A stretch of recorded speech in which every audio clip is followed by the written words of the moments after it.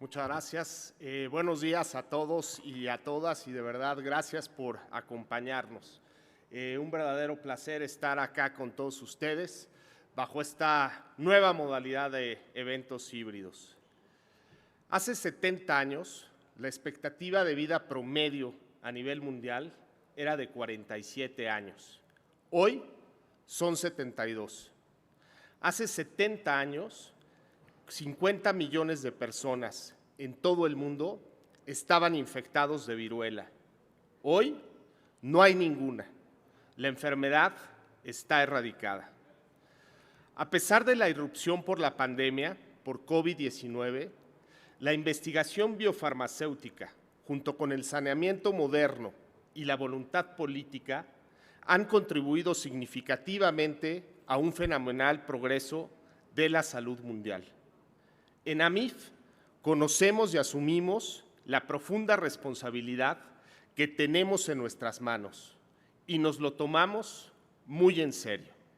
Nuestras empresas investigan y desarrollan medicamentos que cambian vidas.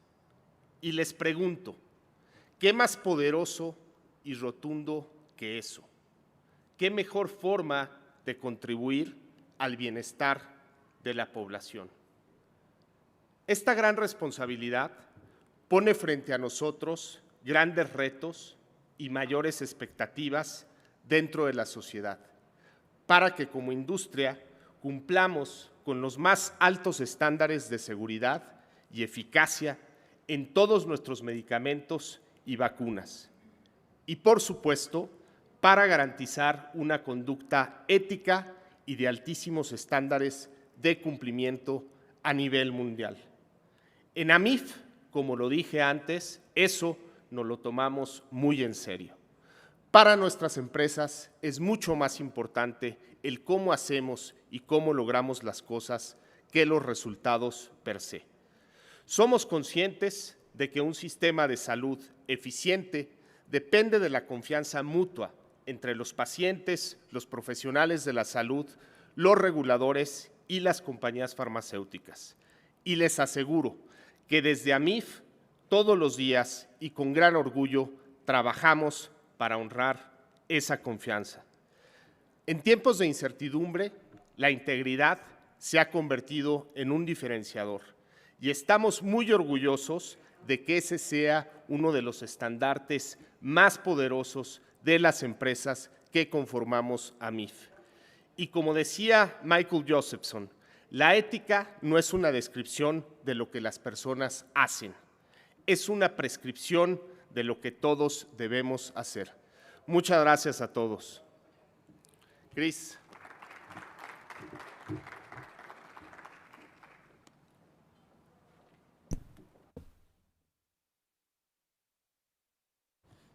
Gracias Rodrigo por tus palabras y ahora me gustaría presentar a Patricia Fassi, quien es miembro de la mesa directiva de AMIF, una persona muy reconocida en la industria, una gran líder. Bienvenida, Pati. Muchas gracias, Cristóbal. Muy buenos días a todos. Muchas felicidades por este evento. Sin duda alguna ya es una tradición, es un recordatorio de la importancia que tiene la innovación en nuestras vidas y en un área tan trascendente como es la salud, pues cobra especial relevancia. Y bueno, es desde esta visión ética que nos ha hablado Rodrigo, desde donde se nutre la innovación de nuestras empresas, la investigación y desarrollo que realizamos para mejorar la vida de las personas. Esta visión también es un motor que fortalece el crecimiento económico, la aportación de nuestra industria en ese rubro, más allá de la competitividad que se logra por el bienestar y el estado de salud de las personas es muy trascendente. Aumenta la competitividad de nuestro país, de nuestro sector, fomenta el comercio transfronterizo y reduce las cargas regulatorias. Y lo que es más importante, desde ahí es desde donde se fortalecen los sistemas de salud y se mejoran, por tanto, los resultados para el paciente. Se genera confianza en los sistemas de salud. Se promueve el acceso a opciones terapéuticas que salvan y mejoran la vida de las personas. Y se impulsa la capacidad para la innovación. Se le da energía a este círculo virtuoso, a este ecosistema que se retroalimenta para generar mejores opciones para los pacientes. Otro elemento vital que nutre los ecosistemas de innovación es la propiedad industrial. La propiedad industrial fomenta, protege y reconoce el esfuerzo creativo. Una patente crea un mapa, crea un antecedente, consolida información sumamente importante que permite a cualquiera hacer lo mismo una vez que esta patente expira. Las patentes inspiran innovación y justamente hoy es el Día de la Propiedad Intelectual y es el día en que está dedicado de forma especial o enfocado especialmente al talento joven, a los jóvenes creativos que tienen la ilusión de cambiar el mundo. Muchas felicidades para todos ellos y que la creatividad y la protección a su propiedad alimenten este círculo virtuoso de creación de nuevas opciones. La innovación futura es la clave para abordar las necesidades médicas no satisfechas de los pacientes.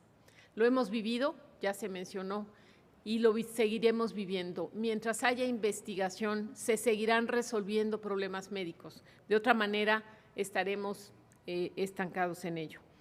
Y se puede mejorar la capacidad y sostenibilidad de nuestros sistemas de atención médica. Sin la propiedad intelectual, la gran mayoría de los resultados innovadores, los avances médicos y los medicamentos genéricos de la actualidad no existirían.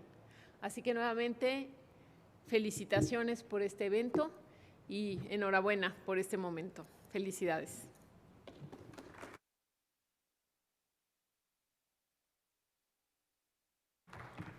Muchas gracias, Patti. Como dices, ¿no? La importancia de la propiedad intelectual es claro para acercar innovación. Creo que hemos hablado mucho todos estos años y hoy de innovación. Y la innovación tiene sentido si llega a los pacientes. Ese es el tema más importante. Hemos sido muy activos en abogar y explicar cómo nuestra industria puede contribuir a fortalecer los sistemas de salud. Pero para esto sea una realidad, necesitamos cambiar muchas mentalidades. Dejar de lado ideas preconcebidas y seguir construyendo soluciones conjuntas y alinear visiones sobre el valor de la innovación. Por ejemplo, con demasiada frecuencia los gobiernos se preocupan más por el costo del tratamiento y la prevención, pero rara vez cuentan con el costo de la inacción. Es muy importante. Una vez más, la innovación es importante si llega a las personas que lo necesitan. Otras tantas veces hemos escuchado la agilidad, la promesa de la agilidad regulatoria. Y aún así, a las y los mexicanos nos toma casi 4.3 años tener acceso a medicamentos innovadores. 4.3 años que son 1.555 días. Este plazo está muy por encima de las mejores prácticas internacionales de la región. Por ejemplo, en Brasil se lleva 2 años tener acceso a innovación, la mitad en Estados Unidos, Canadá y algunos países de Europa, 1 año. Tenemos que cambiar esta realidad. Tenemos que tener la misma oportunidad que todos esos países para tener acceso a la innovación. Para nuestro sector, la agilidad regulatoria y el acceso efectivo a la innovación es una prioridad. El reconocimiento mutuo con otras autoridades regulatorias de referencia, la actualización del Compendio Nacional de Insumos para la Salud y su adopción en las instituciones, así como los compromisos adoptados por nuestro país en tratados internacionales como TEMEC, son elementos que brindan una plataforma sólida para avanzar hacia el acceso efectivo a la innovación. A lo largo de estos días escucharán el potencial de la innovación en distintas áreas terapéuticas. Mucho de esto ya sucede en otras latitudes. Solo con el compromiso firme de todos los involucrados en los ecosistemas de salud podremos hacer que las y los mexicanos tengan acceso a esas mismas oportunidades. La innovación no tiene por qué ser distinta a lo que sucede en Estados Unidos, Europa y Brasil. La innovación tiene que suceder aquí en México, cambiando y salvando la vida de los mexicanos. Bienvenidos todos, muchas gracias Rodrigo, muchas gracias Patti por esta introducción. Y ahora, sin más, me gustaría presentar a Robin Norton, si está conectada. Good morning, Robin. This is Chris speaking. Good afternoon for you. Buenos días, Robin. Let me introduce you. Robin tardes para ti. cofundadora y principal director del George Institute y nos va a hablar de enfermedades no transmisibles y género, datos para toma de decisiones. Thank you very much for participating, Robin. The audience is really with high expectations of your presentation. Thank you. Muchas gracias por participar, Robin.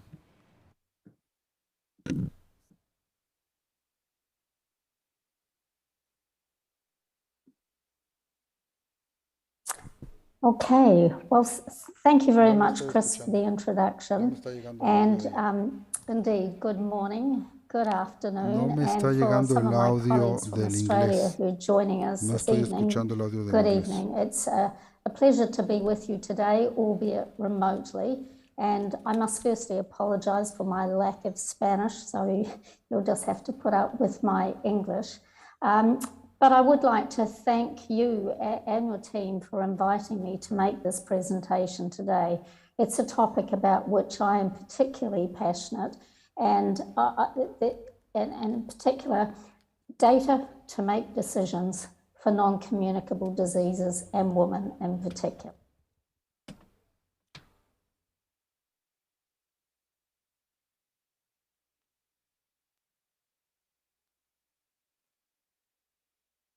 To do that, maybe all of you are aware of the importance of non-communicable diseases for women, but not everyone is. And I think I use an example here.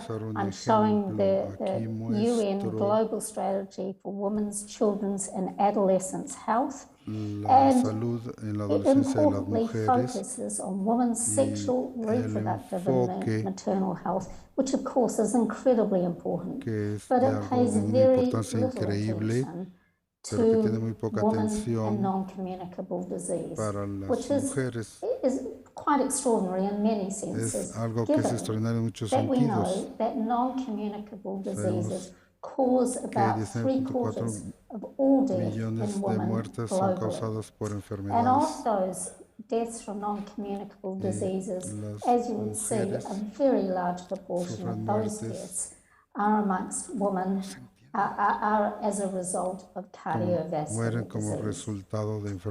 Indeed, if we look at some of the data from the Global Burden of Disease study published by the Institute of Health Metrics and Evaluation, we see that in the UK, of the 10 leading causes of death for women, es una de las principales causas de muerte de las mujeres. 9 de las 10 de las muertes son resultado de enfermedades no transmisibles. Si vemos México también, pasa exactamente lo mismo. Las enfermedades no transmisibles representan 9 de cada 10 de las causas principales de muerte de las mujeres en México. Las enfermedades no transmisibles son muy graves. Entonces, ¿qué significa esto en términos de la salud cotidiana en cuanto a las enfermedades no transmisibles, especialmente para las mujeres?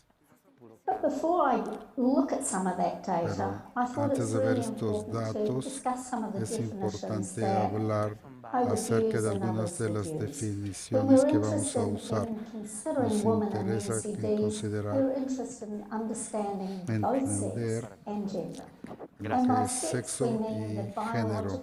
Sexo son las características biológicas y fisiológicas que definen a un individuo, ya sea como hombres, mujeres y personas intersexuales. Cuando hablamos de género, hablamos de los roles construidos socialmente, los comportamientos, actividades y atributos que la sociedad considera apropiadas para los hombres y las mujeres. Cuando empezamos a ver este análisis desagregado de sexo, permite la identificación de las diferencias biológicas entre los hombres y las mujeres, considerando un análisis desagregado por género, permite identificar las diferencias entre hombre y mujer, y así como las cuestiones de fluido genérico y personas no binarias, y también el impacto de los factores económicos. En la realidad, nos interesa entender tanto los factores biológicos y los factores de género que tienen que ver con la incidencia y el resultado de las enfermedades. En la práctica, lo que hemos encontrado es que la mayor parte de los datos que tenemos se autoidentifican por género más que por sexo, pero las personas utilizan estos términos en forma intercambiable, y en mi presentación también lo haré, aunque ustedes entienden que sí hay diferencia entre estos dos términos. Bueno, ¿qué dicen los datos? Históricamente, si vemos la investigación basada en investigación celular, gran parte de la investigación publicada ahí nos ha especificado. Si vemos la investigación basada en animales, vemos que una gran proporción de los animales que se usan en esta investigación son machos. Si vemos la investigación en humanos y especialmente estudios en humanos, vemos una mayor proporción de mujeres en ambos, pero aún no está en proporción a las cantidades de la población y no en proporción a las enfermedades que les afectan. Si queremos ver, si queremos entender qué se acerca de las mujeres, salud publicada, quiero compartir con ustedes, aparte de lo que se ha publicado, que muestra que analizando en las revistas médicas y para mujeres, que sigue, puede decir el caso que la salud de las mujeres se enfoca principalmente en la salud reproductiva más que en las enfermedades que pueden deshabilitar a las mujeres.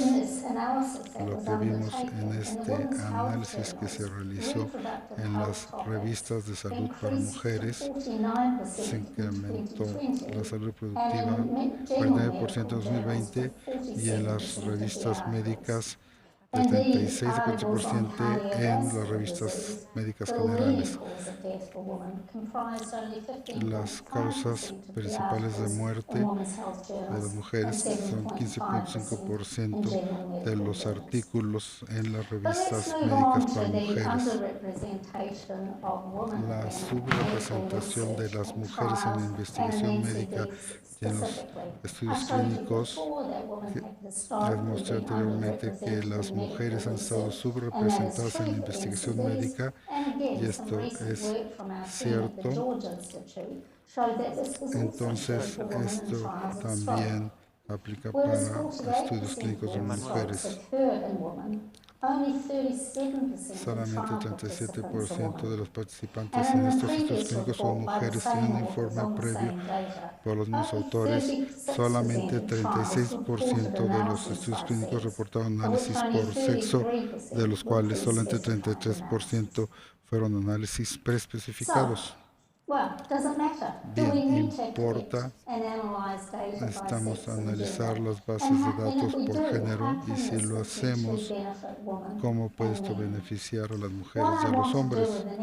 Lo que voy a hacer ahora es darles algunos ejemplos del Instituto, del George Institute, enfocándose en entender las diferencias entre hombres y mujeres y las diferencias en los tratamientos. Voy a empezar mostrándoles un ejemplo que puede significar mucho más a ustedes en el público. Creo que muchos de ustedes están conscientes que la mayoría de los medicamentos que hay en el mercado han sido aprobados por pruebas clínicas realizadas en hombres, incluso cuando las mujeres se incluyen,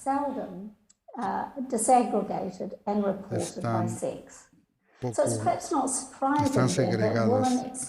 Entonces, quizás no es sorprendente que las mujeres experimentan reacciones adversas de los medicamentos casi 2 veces más frecuentemente que los hombres. Las diferencias en sexo en la farmacocinética predice fuertemente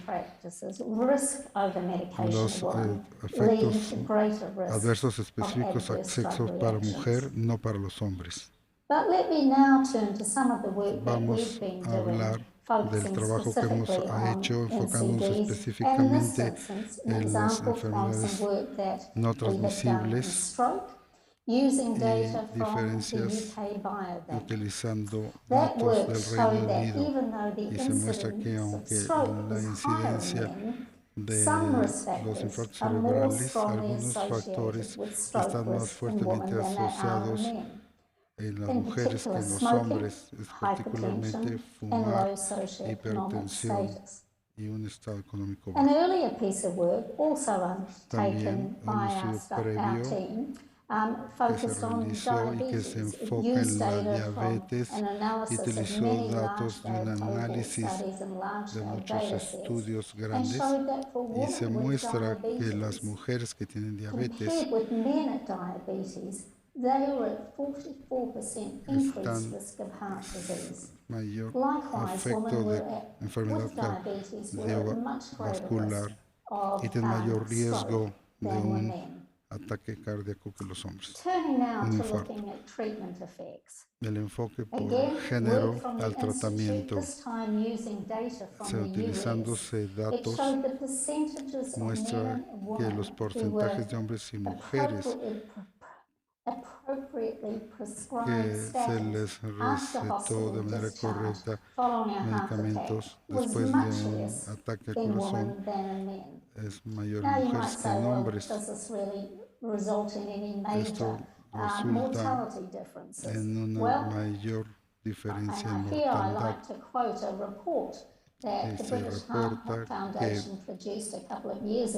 hace un par de años es un estudio que se enfocó en una serie de investigaciones y en particular una investigación patrocinada por VHF sugirió que entre 2002 y 2013 más de 8,000 mujeres pudieron haber muerto porque no recibieron el mismo tratamiento que los hombres, aunque ambos siguieron las mismas cuidado. Voy a presentar otra investigación, esta vez en China. Y en esta ocasión se muestran desventajas para los hombres. Haciendo este estudio no solo es benéfico para las mujeres, sino que también puede beneficiar a los hombres. En este estudio, una revisión sistemática de 57 estudios, tanto hombres y mujeres, el conocimiento, tratamiento y control fue bajo, pero fue mucho más alto en las mujeres que en los hombres.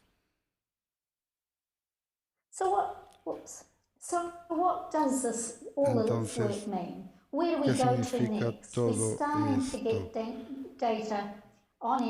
Tenemos datos sobre las enfermedades no transmisibles de las mujeres.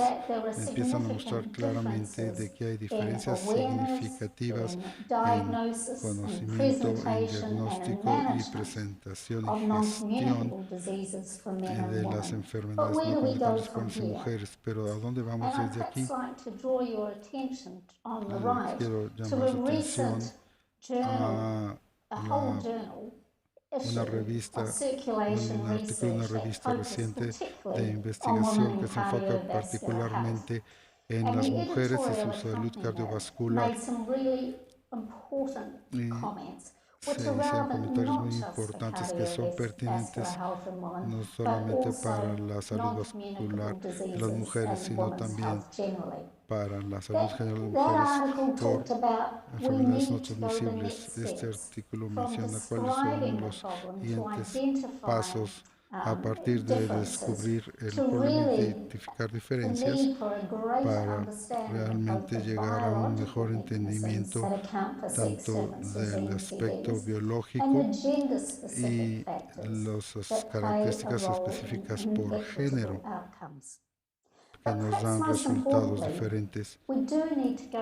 Sí es necesario pasar de describir los problemas y entender por qué hay estas diferencias y luego desarrollar un enfoque de intervención específico por género para controlar y gestionar las enfermedades. Se tienen que identificar mejores tratamientos y mejores formas de acceso tanto para hombres como mujeres. Y volviendo a la más importante para esta presentación, que necesitamos datos para tomar decisiones. Es importante tomar decisiones acerca de las mujeres y las enfermedades sensibles. Requiere el desarrollo y la implementación de políticas por los fundadores, revistas médicas y otros cuerpos pertinentes que requieren la integración del sexo, de análisis de sexo y género en la investigación. Con la introducción de estas políticas, actualmente la Unión Europea tiene estas políticas y los canadienses han demostrado después de 10 años de haber introducido estas políticas, que estas políticas sí marcan una diferencia, que en la investigación que reporta la integración del sexo en la investigación subió desde 22 a 83% y género de 12 a 83%, pero no todos los países tienen estas políticas y francamente mis colegas en Australia no lo tenemos, mis colegas en el Reino Unido tampoco tenemos estas políticas. Entonces me da mucho gusto que recientemente tenemos un financiamiento filantrópico en Australia y en el Reino Unido también financiamiento para generar políticas que los fundadores y la investigación médica nos ayuden a garantizar que en el futuro que se tenga investigación médica que considere el sexo y el género y nos dé la información necesaria para tener mejores resultados de salud tanto para hombres como para mujeres. Muchas gracias, ha sido un placer hablar con ustedes.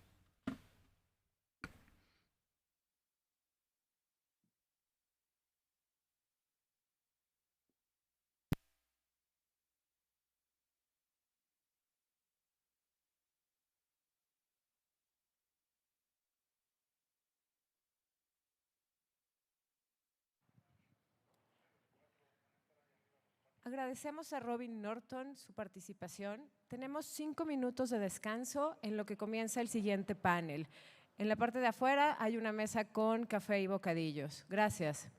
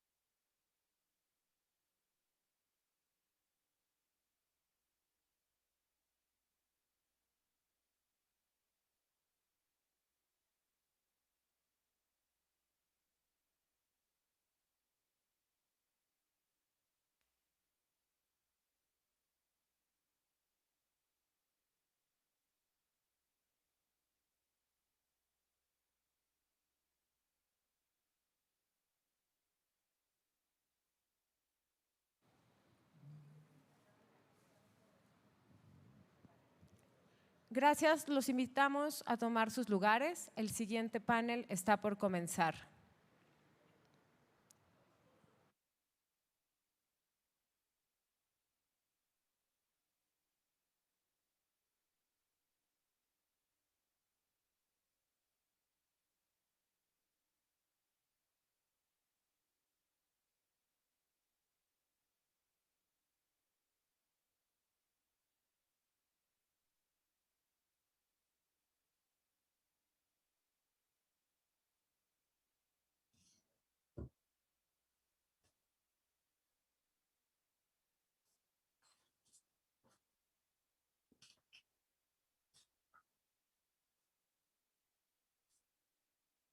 ¿Cómo avanza la presentación, Carla?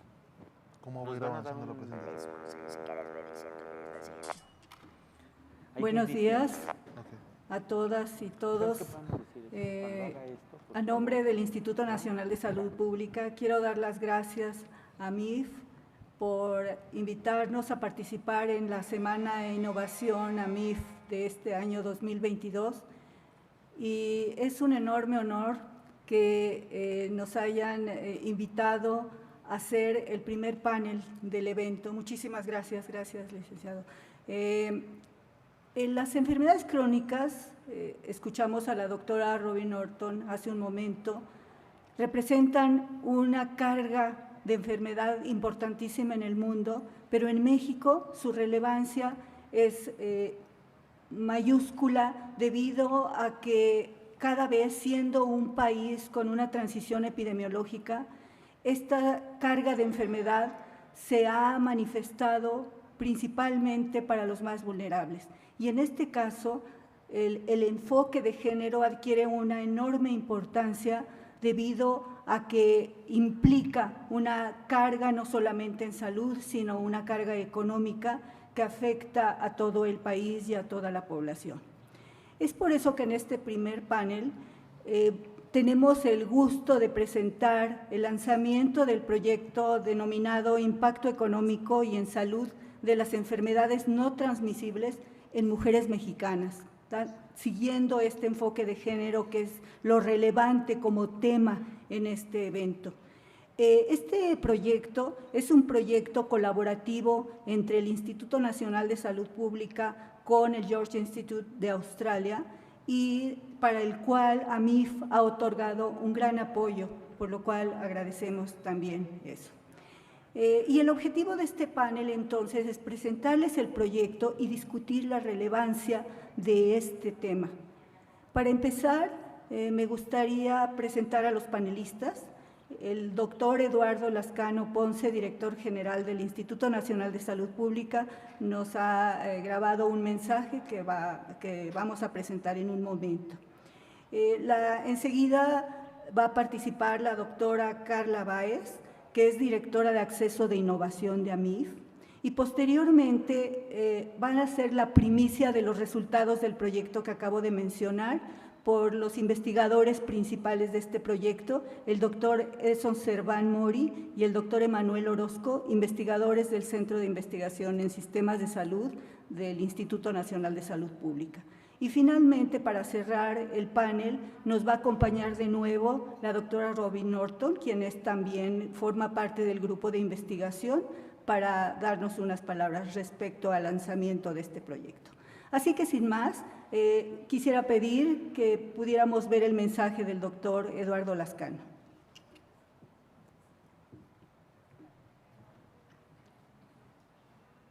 Todos y todos, a nuestros amigos de la Asociación Mexicana de Industrias de Investigación Farmacéutica. Les quiero comentar que el Instituto Nacional de Salud Pública fue creado hace 35 años y tengo la percepción de que institucionalmente estamos en plena madurez académica. El año de 2021 fue el año de mayor productividad científica institucional, con cerca de 420 productos académicos. A este respecto, 8 de cada 10 de los artículos que publicamos tiene una colaboración internacional o nacional, que da cuenta de la enorme vinculación externa que tienen nuestros grupos de investigación. El Instituto Nacional de Salud Pública es considerado por una evaluación externa de CONACYT la institución académica con mayor influencia en medicina en México. Y esto es resultado de que durante los últimos 5 años, nuestros productos académicos tuvieron más de 70,000 citas bibliográficas, una cifra 2 veces mayor a la institución que nos precede. Al interior del Instituto Nacional de Salud Pública, tenemos la Revista de Salud Pública de México, con 65 años de existencia, y también es considerada por CONACYT la mejor revista científica de México, con un factor de impacto de 2. Adicionalmente, en el año de 2022, estamos celebrando los 100 años de la Escuela de Salud Pública de México, que será denominada Benemérita y que ha otorgado más de 18,000 grados académicos de posgrado a lo largo de su existencia. Por estas razones, me es grato que grupos de investigación de nuestro instituto participen con evidencia científica robusta de utilidad para el sector salud, en el marco de alianzas estratégicas guiadas por más altos estándares de ética y transparencia.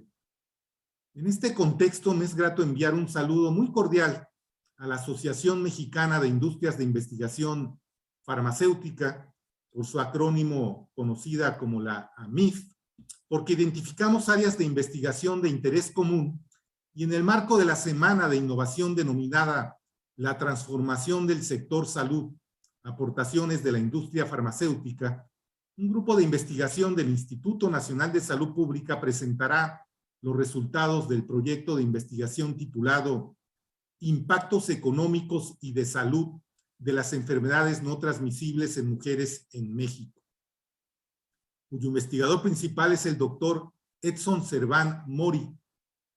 Edson generó una investigación colaborativa con el George Institute for Global Health de Sydney, Australia, y cuenta con el auspicio de la MIF.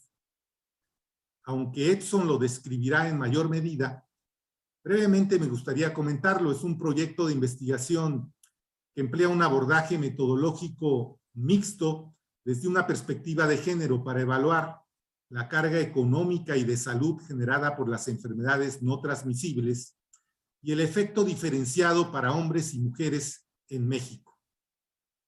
En particular, se busca documentar el impacto económico y de salud atribuibles a estas enfermedades y profundizar en el análisis de las circunstancias que determinan su prevalencia, con un énfasis en las desigualdades de género y desigualdades sociales en salud. Les agradezco mucho su atención y aprovecho la ocasión para enviarles un afectuoso saludo.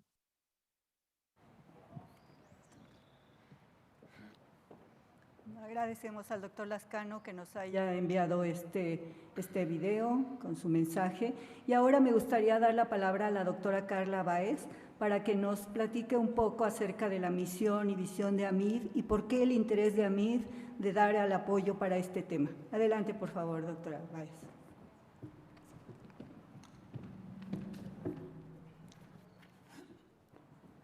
Hola, muy buenos días.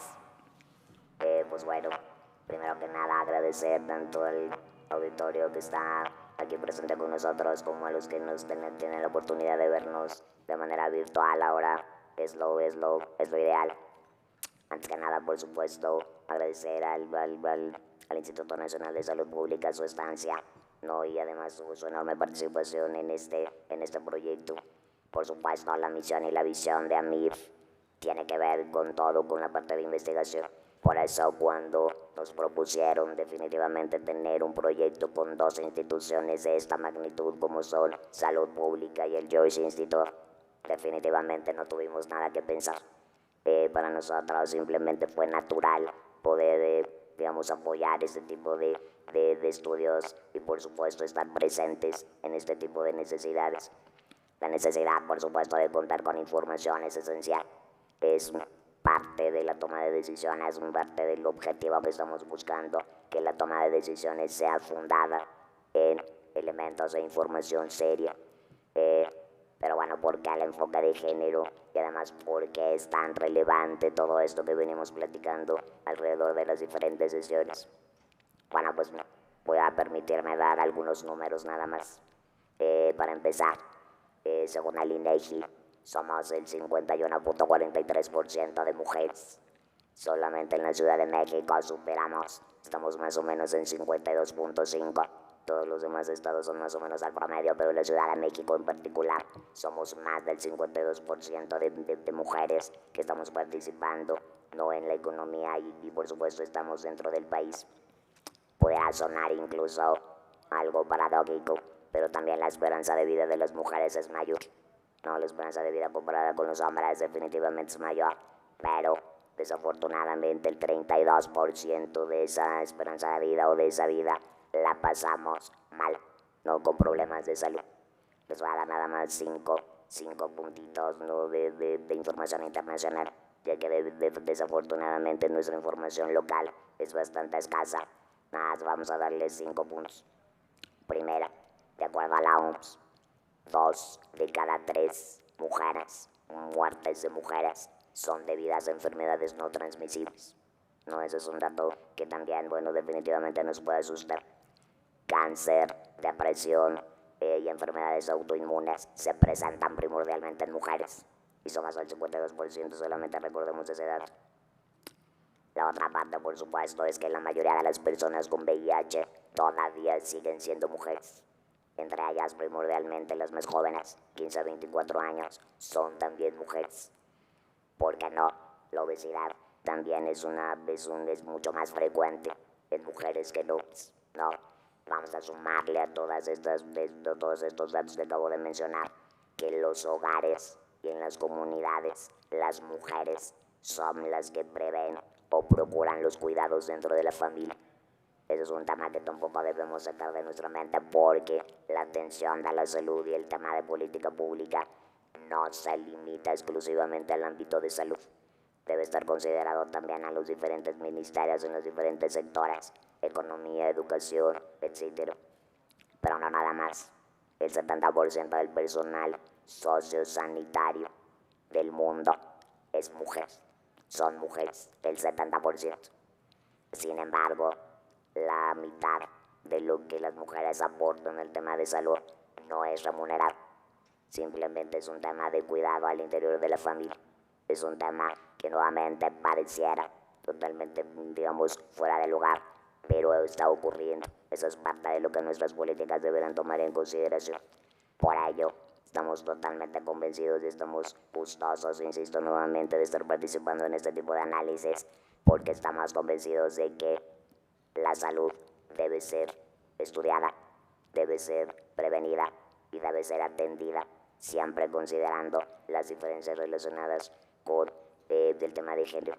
Yo les agradezco nuevamente y pues bueno, le dejo la palabra a nuestros investigadores invitados. Muchísimas gracias.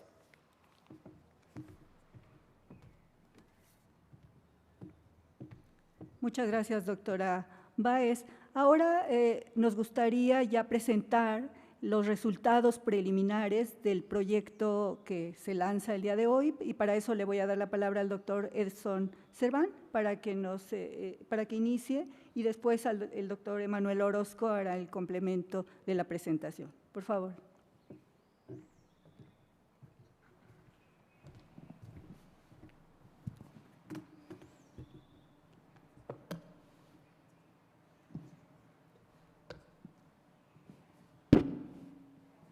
Muy buenos días a todos y a todas.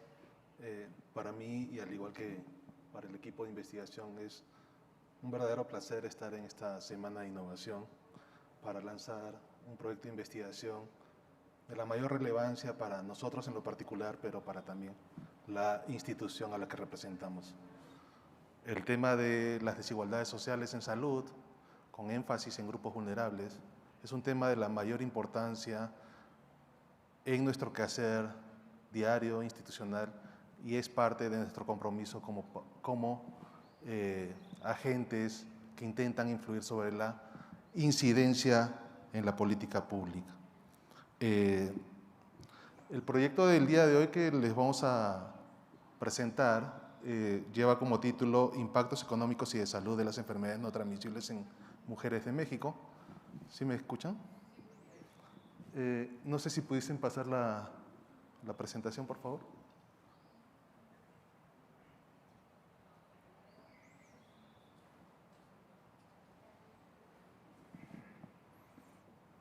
entre tantas pantallas como que me mareo.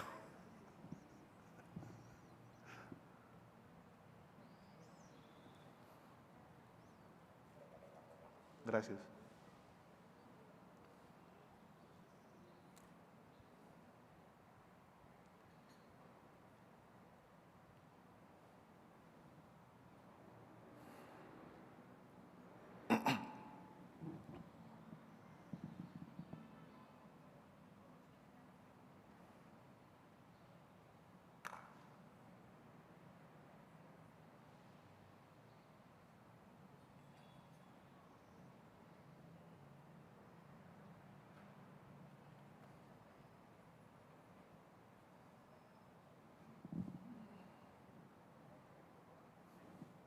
Ya. Entonces les decía que el día de hoy nos es muy grato presentar o lanzar el proyecto titulado Impactos Económicos y de Salud de las Enfermedades No Transmisibles en Mujeres en México. Es un proyecto de investigación que está en curso y se va a desarrollar por los siguientes ya 18 o 17 meses.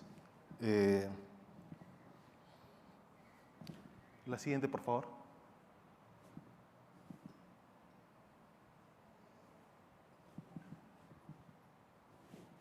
Ya. Es un proyecto que indudablemente no se hace con pocas personas, es un proyecto colaborativo, como ya bien se mencionaba hace un momento, y que incluye varios académicos y varios colaboradores de distinto tipo. Tenemos un equipo multidisciplinario conformado por no solamente científicos de las ciencias sociales, sino también de las ciencias de la salud, epidemiólogos, etcétera. Pero también tenemos la participación de colegas del George Institute de Australia, así como otro tipo de miembros en el equipo.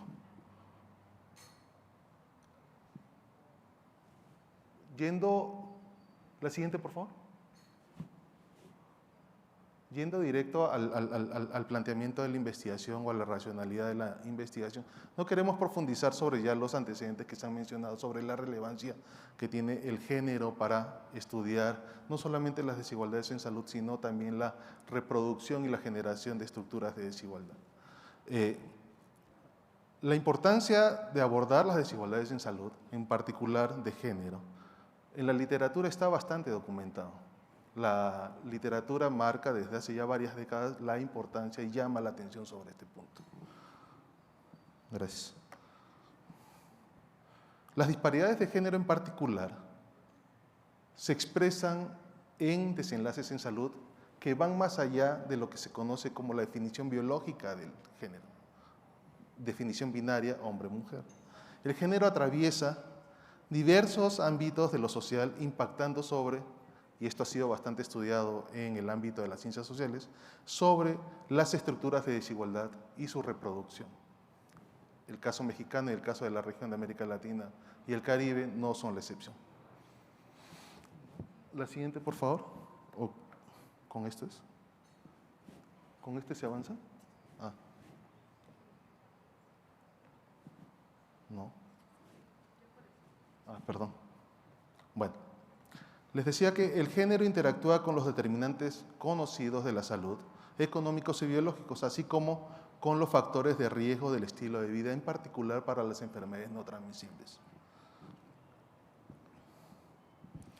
La forma en que las mujeres experimentan estas enfermedades en lo particular ha recibido, sin embargo, dada su importancia, poca atención.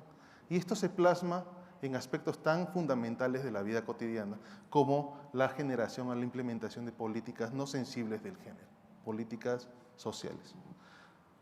Creemos nosotros entonces que es clave indagar sobre, en particular, la carga económica y sanitaria de las enfermedades no transmisibles desde una perspectiva de género, entiéndase esta como parte de una estrategia para la mitigación de desigualdades e inequidades en salud, e informar al diseño de políticas y programas sensibles de género que contribuyan como fin último a mejorar los resultados en salud y ahorros de tipo social.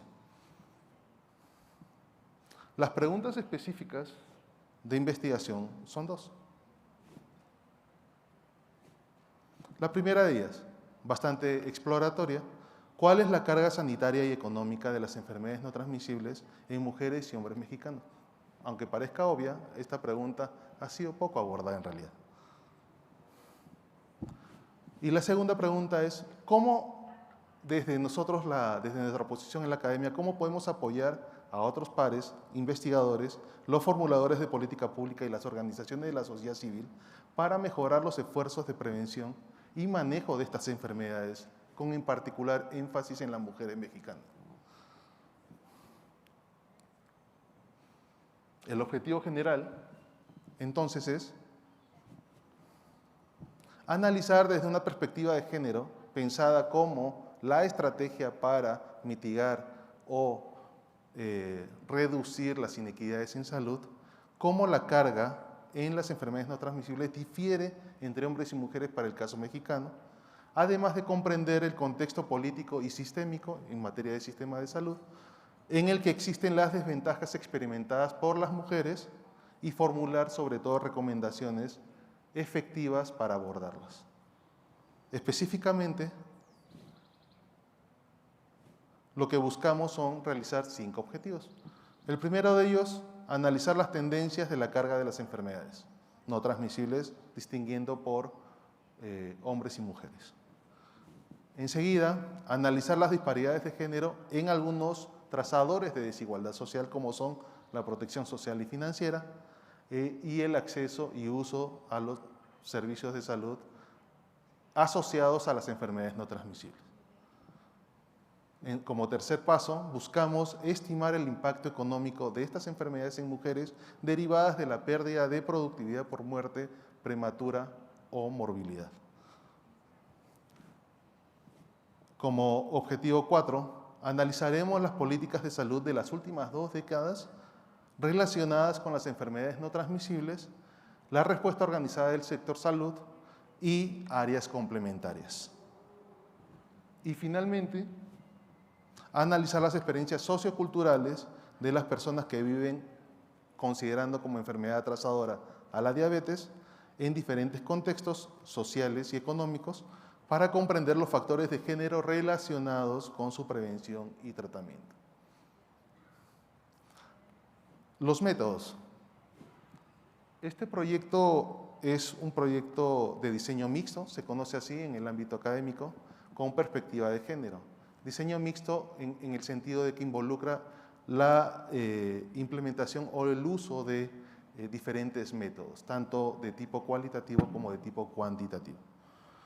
Las enfermedades sobre las cuales nos vamos a centrar están divididas en 5 grupos.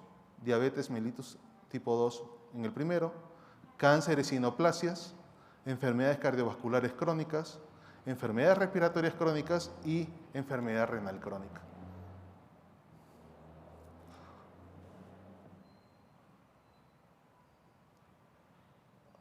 Listo. Les decía que en términos generales el proyecto se divide en 5 componentes. El primero de ellos involucra la indagación o el establecimiento del estado del arte en torno a el vínculo entre el género, la salud, la carga económica y social. Luego, el segundo componente involucra el análisis de la carga propiamente dicha de las enfermedades no transmisibles, y el análisis político.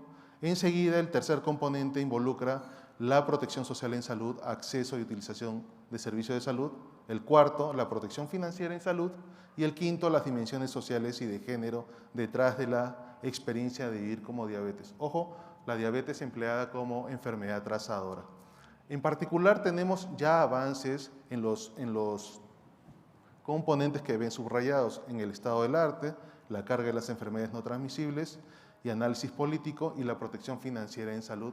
Más adelante el maestro Orozco va a detallar un poco al respecto y va a profundizar también sobre el quinto componente y el propósito y de lo que se va a tratar. La aproximación analítica, les decía que para el primer componente estamos realizando la revisión del estado del arte y un análisis documental, se conoce como revisión de literatura estructurada, para responder dos preguntas bastante puntuales. ¿Cuál es la carga social y económica de las enfermedades no transmisibles en mujeres y hombres? Y además, la segunda pregunta, ¿cuáles son aquellos factores sociales, políticos y sistémicos que influyen sobre esta carga?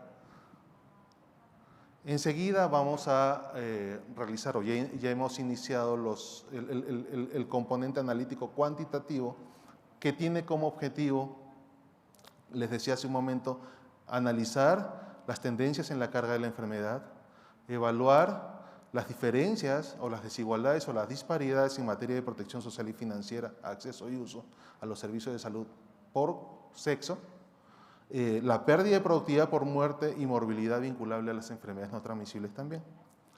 Y finalmente, como parte del análisis cualitativo, se pretende realizar un mapeo político y un análisis etnográfico para profundizar en el rol del género en la determinación de la salud y su carga social y económica.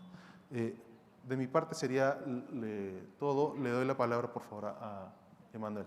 Adelante, Emanuel.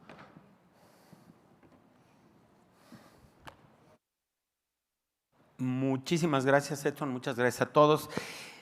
Nuestro proyecto cuenta con un comité asesor. Este comité asesor está integrado por personas de la sociedad civil, del ámbito académico, y nuestra idea básicamente es que este comité asesor nos ayude con ideas para poder difundir de manera efectiva los resultados y además como que nos mantenga con los pies en la tierra, ¿no? Estar opinando sobre lo que se va obteniendo y vamos a tener ya próximamente, la semana entrante, de hecho, nuestra primera reunión de trabajo. Ahora sí, este proyecto, como parte de sus alcances, lo que busca son 5 cosas, ¿no? En un primer momento, y le apreciamos mucho el apoyo de AMIF y del George Institute, es consolidarse como uno de los primeros estudios que va a fondo en el análisis de cómo influye el género en las enfermedades crónicas. Al mismo tiempo, es un proyecto que se propone generar información robusta y rigurosa para producir productos científicos de alto impacto.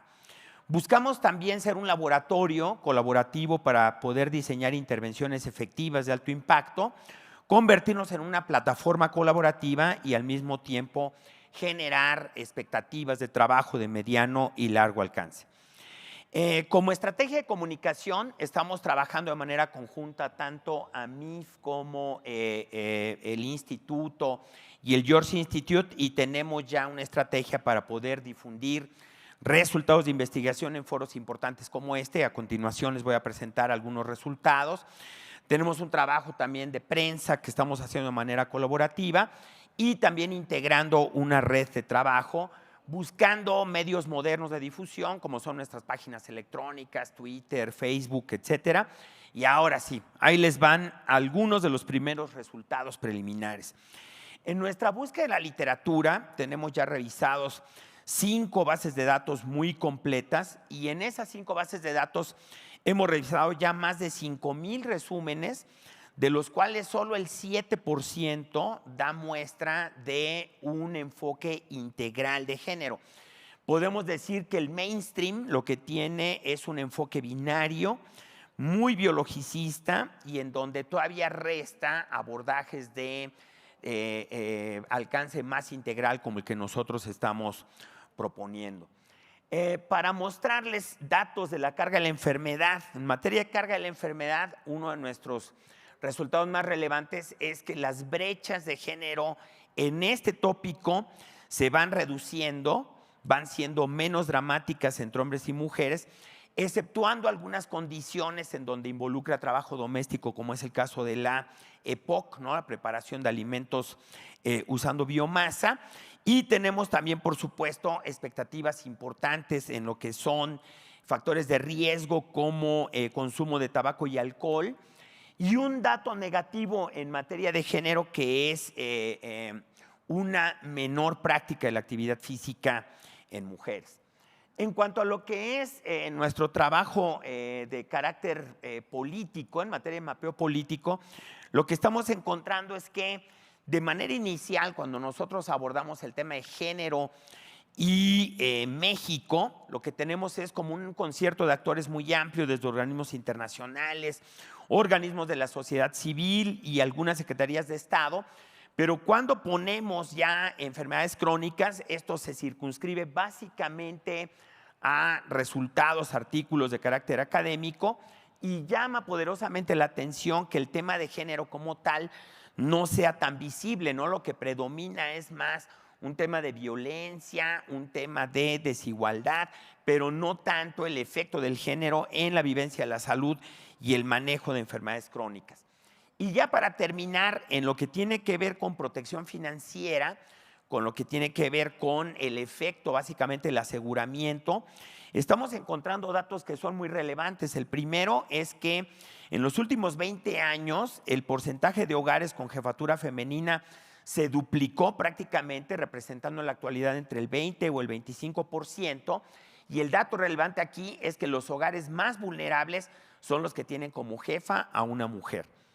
Segundo punto importante es que en ese tipo de hogares aumenta la probabilidad de gasto y gasto catastrófico considerablemente, y además eso aumenta todavía más cuando hay un adulto mayor en el hogar. Por tanto, consideramos que en un contexto de envejecimiento acelerado es muy importante vigilar cómo aumenta esta carga de enfermedades crónicas, cómo esta carga amplifica de alguna manera las inequidades y genera una gran demanda para un trabajo colaborativo, sinérgico, multisectorial, que nos ayude, ¿no?, a mejorar panoramas de igualdad financiera, igualdad económica y sobre todo una mejor perspectiva en materia demográfica en nuestro país. Les agradecemos mucho su atención y quedamos atentos a sus preguntas si las hay. Muchas gracias.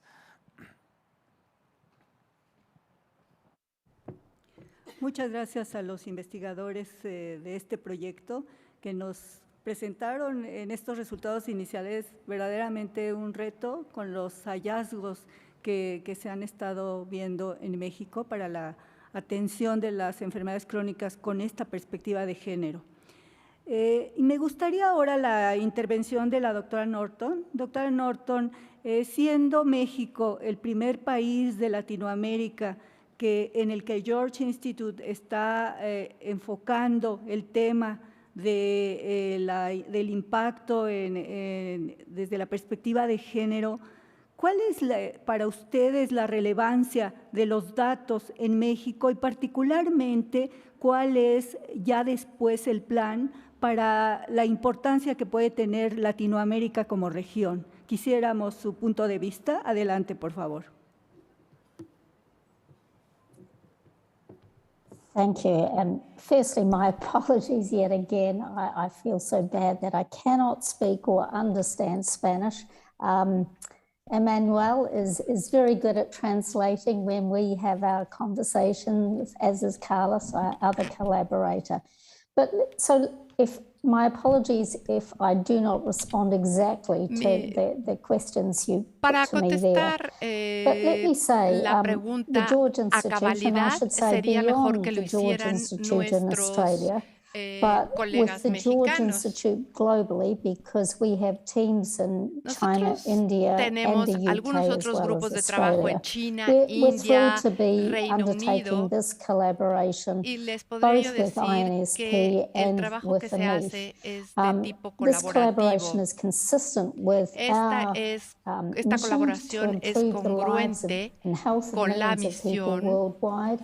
It's consistent with our plans to y los collaborate planes more que with tenemos de colleagues in colaborar Latin cada America. vez más con And los frankly, it's also colegas en consistent Latinoamérica, with our Global Women's Health Program. sobre todo We feel en los that programas donde this las is an mujeres pueden opportunity for tener us to a share este our tipo de experiences and desigualdad y learning, de but programas equally to y learn de from our problemas colleagues que in enfrentar. INSP and to share Creo que their learnings and their nosotros experiences. podemos I think we are thrilled compartir that the nuevos partnership that we have aprendizajes. here is, I think, as Como lo han dicho mis colegas, se necesita trabajar de manera multidisciplinaria, tener estudios epidemiológicos, entrar a la parte económica, hacer análisis de los hogares en la población, ver cuál es el compromiso que se tiene con las mujeres y cómo es que todo esto impacta más a ellas. Me gustaría hacer un comentario importante y yo apoyo totalmente a este grupo. La presentación que di antes es muy importante que se enfoque, que se entienda la importancia de enfocarse en las investigaciones en las mujeres.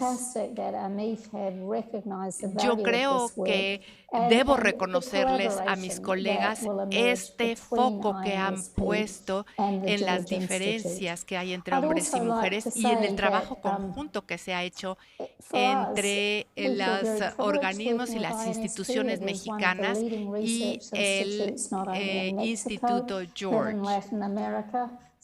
No solo en México, sino en Latinoamérica, queremos tener una gran colaboración. Tenemos un gran compromiso. Hemos trabajado de cerca con Manuel.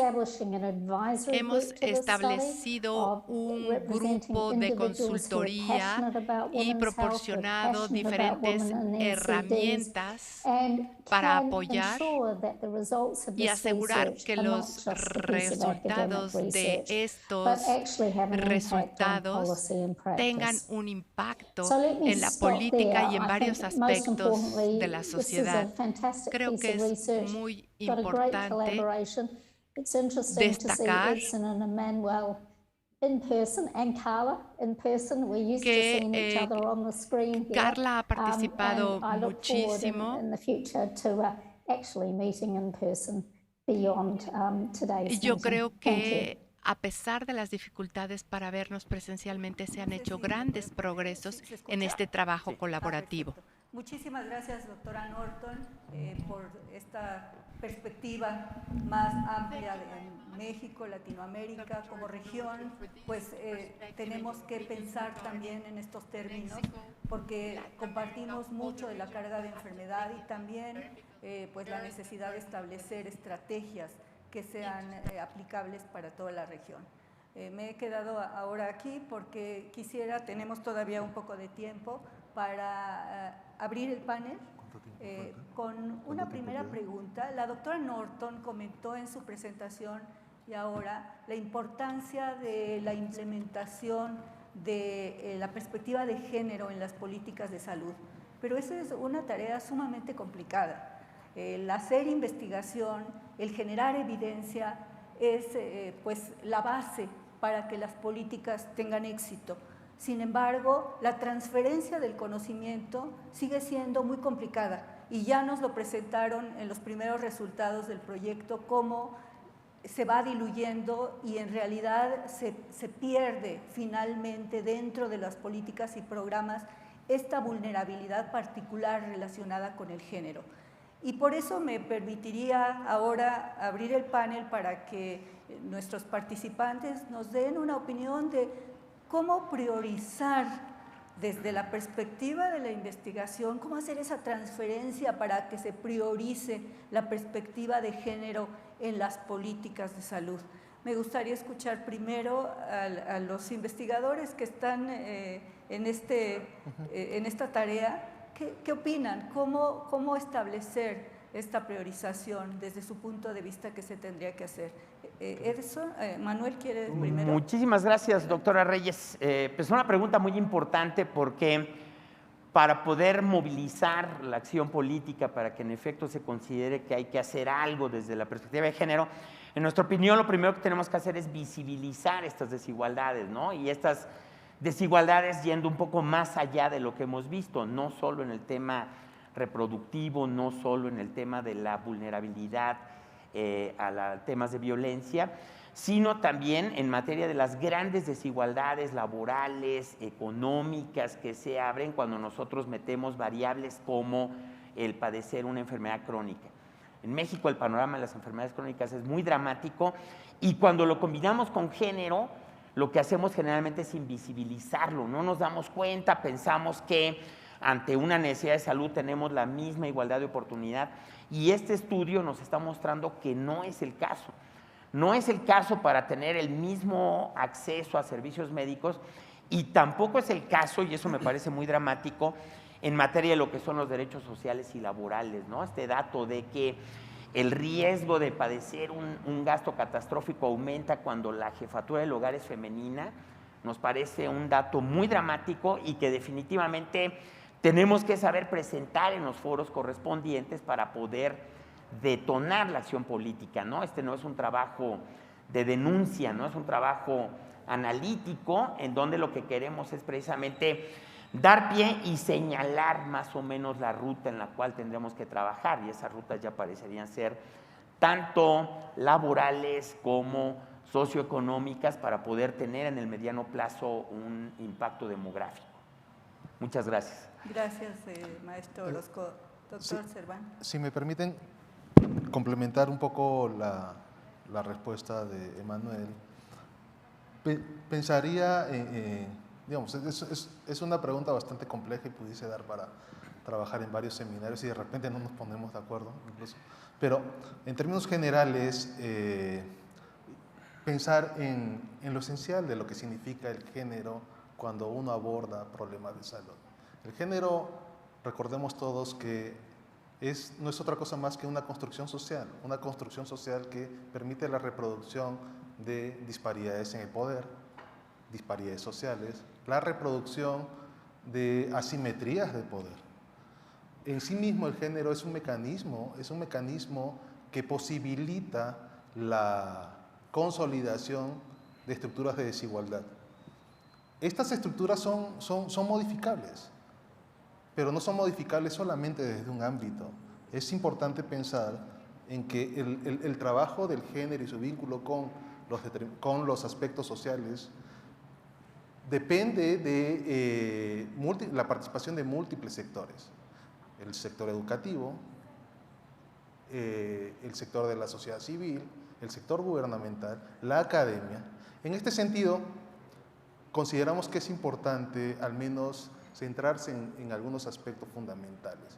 La amplificación de las capacidades técnicas por parte de los tomadores y hacedores de la política pública en materia de género.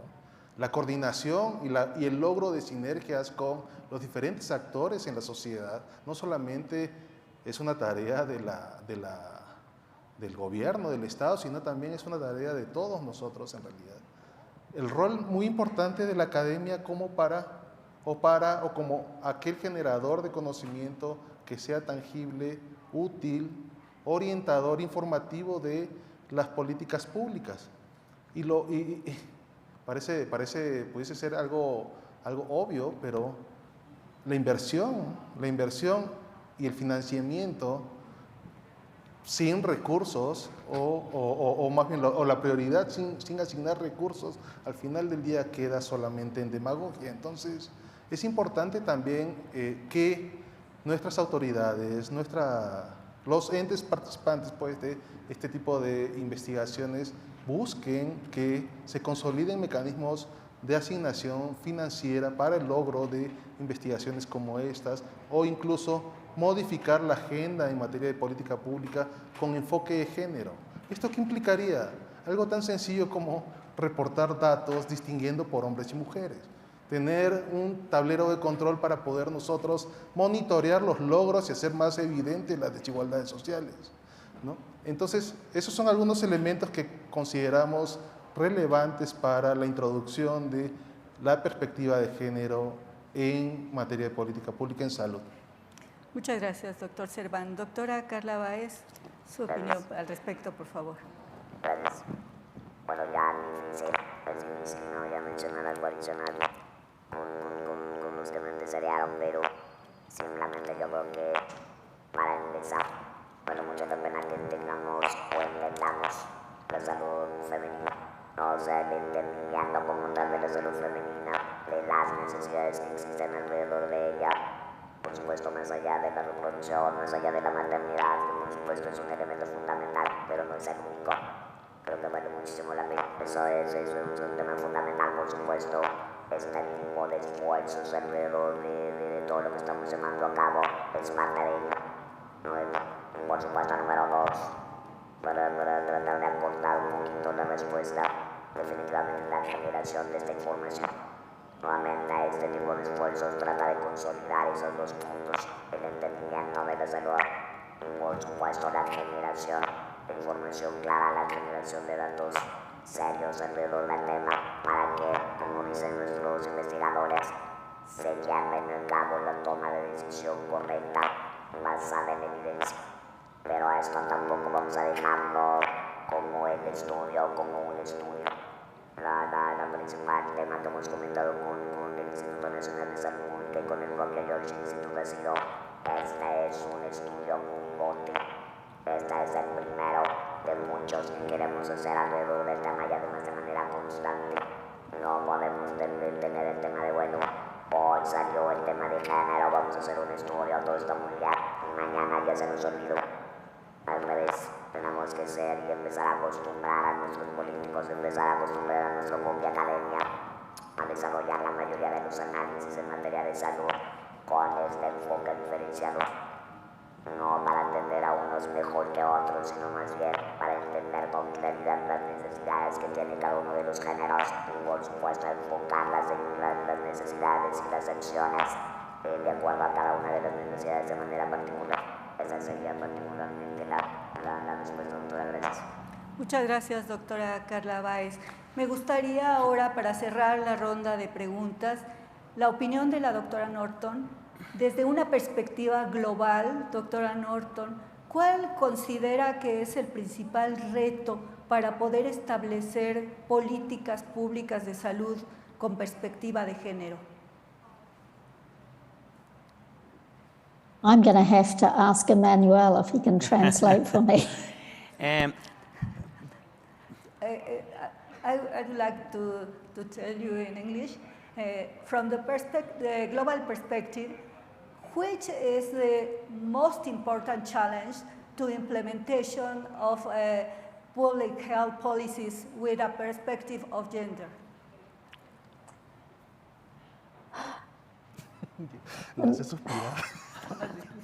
I think it is really important to, as I've tried to do today, firstly show that we've got to move from thinking about women's health as just being women-specific health conditions to recognizing that conditions like non-communicable diseases are important for men and women, but there are differences. And we need the data. We need to show people that when we produce mostrarle a la gente que hay muchas más cosas que hacer, que la información debe ser acompañada de capacitación para que toda la gente entienda este mindset.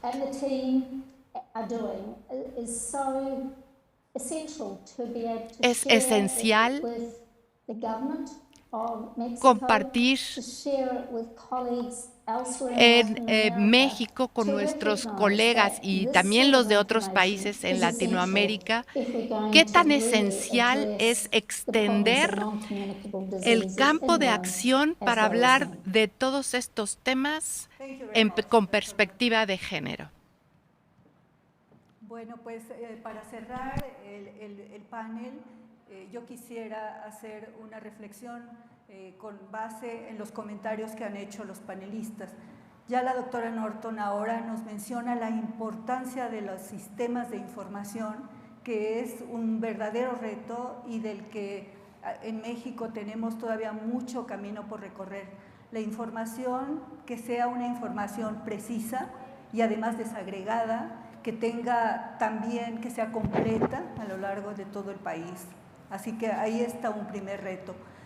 Y No podemos desestimar la importancia que ya comentaron también los panelistas respecto a la necesidad de un mejor trabajo intersectorial. La gobernanza para fines de abordar este problema es fundamental. ¿Cómo lograr el concurso de todos los actores, de todos los sectores, para empezar a darle esta relevancia a la perspectiva de género? Es un trabajo muy importante que tiene además la responsabilidad el sector salud de unir al resto de los sectores para abordar este problema, que como ya los compañeros decían, tiene implicaciones laborales, tiene implicaciones sociales múltiples. Pero yo quisiera cerrar también lanzando una reflexión en torno a que no solamente el trabajo intersectorial importa, también debemos de pensar en la propia población. Las mujeres, los hombres tienen que empoderarse también para poder participar en que las políticas de salud sean inclusivas. Tenemos generalmente las políticas de salud verticales en las que la participación de la población es poca, es la recepción exclusivamente de las acciones, de tal manera que debe de considerarse también esta participación, los niveles diferenciados locales y regionales en los cuales la política pública continúa siendo un reto y tenemos que participar nosotros desde cada quien desde nuestros propias expertise y enfoques para poder avanzar en el trabajo en este sentido. Muchísimas gracias de nuevo a MIF, gracias al George Institute por apoyarnos en este trabajo colaborativo y con esto cerraríamos el panel. Muchas gracias.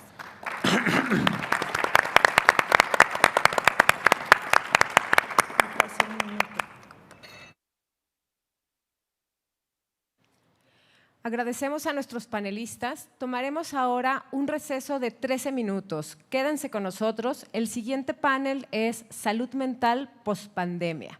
Los esperamos en 13 minutos. Gracias.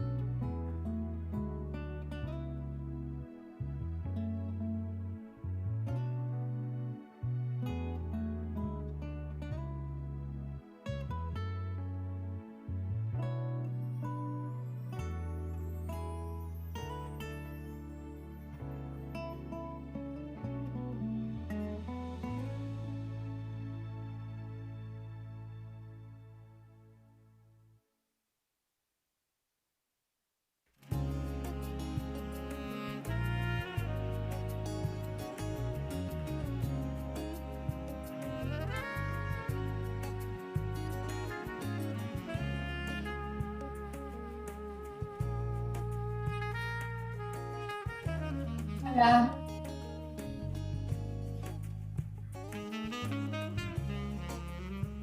Buenos días, Elena. Good morning.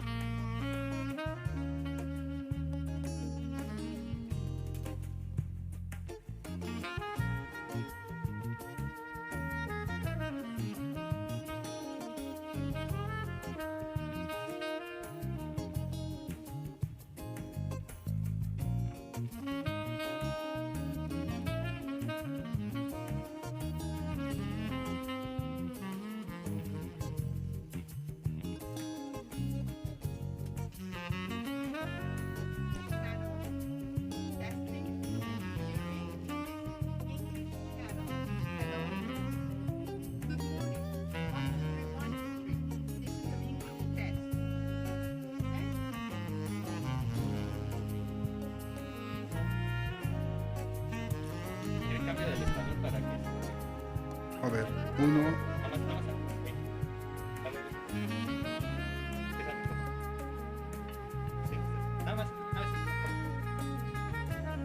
Hola, esta es una prueba de español. ¿Escuchan? ¿Está en español? Está apagado. Está apagado. Ok, esta es una prueba de español. ¿Se escucha?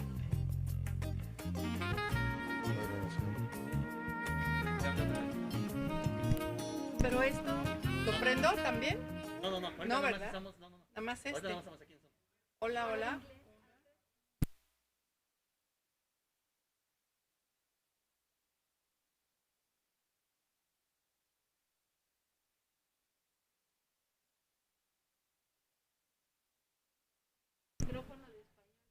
Habla aquí en el español. 1, 2, 3, hablando en español, probando, 1, 2, 3, español, 1, 2, 3, se está hablando en español, ¿se escucha? ¿Sí se escucha el español? Ok, entonces nada más voy a usar este micrófono, este ya no. Así los dos como está. Oiga, ingeniero, un favorzote, nada más que lo que pasa es que cuando empieza el Zoom en español, se empieza lo que es a encimar.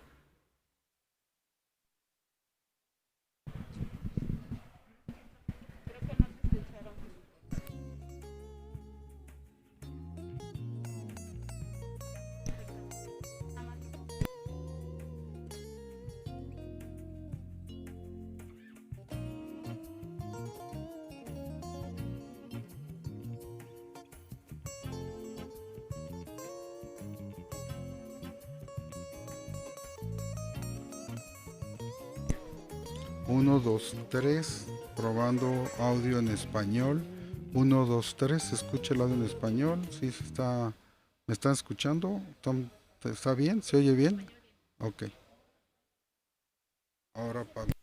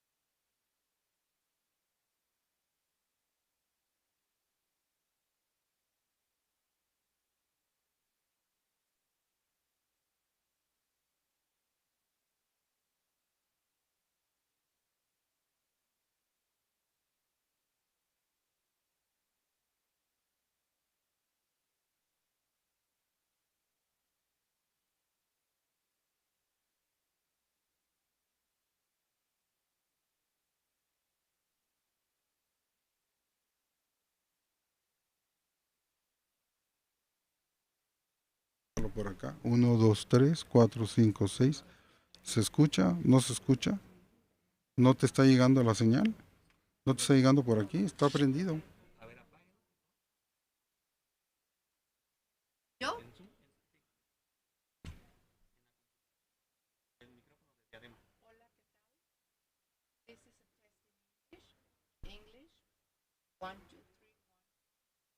A lo mejor es por el canal que tú estás escuchando allá. ¿Qué canal estás escuchando? ¿Estás escuchando en inglés? Ahora cambio para escuchar en español. Estaba en español, porque te acuerdas que lo cambiamos al español, porque estaba yo hablando.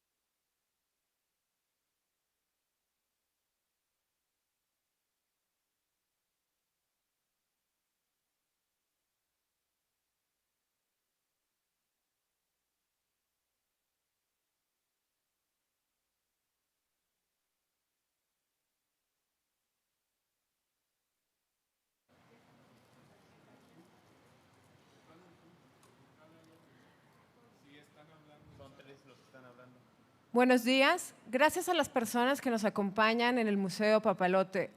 A partir de este momento, los paneles son virtuales, pero están invitados a pasar a la sala para ver el siguiente. Bienvenidos sean todos.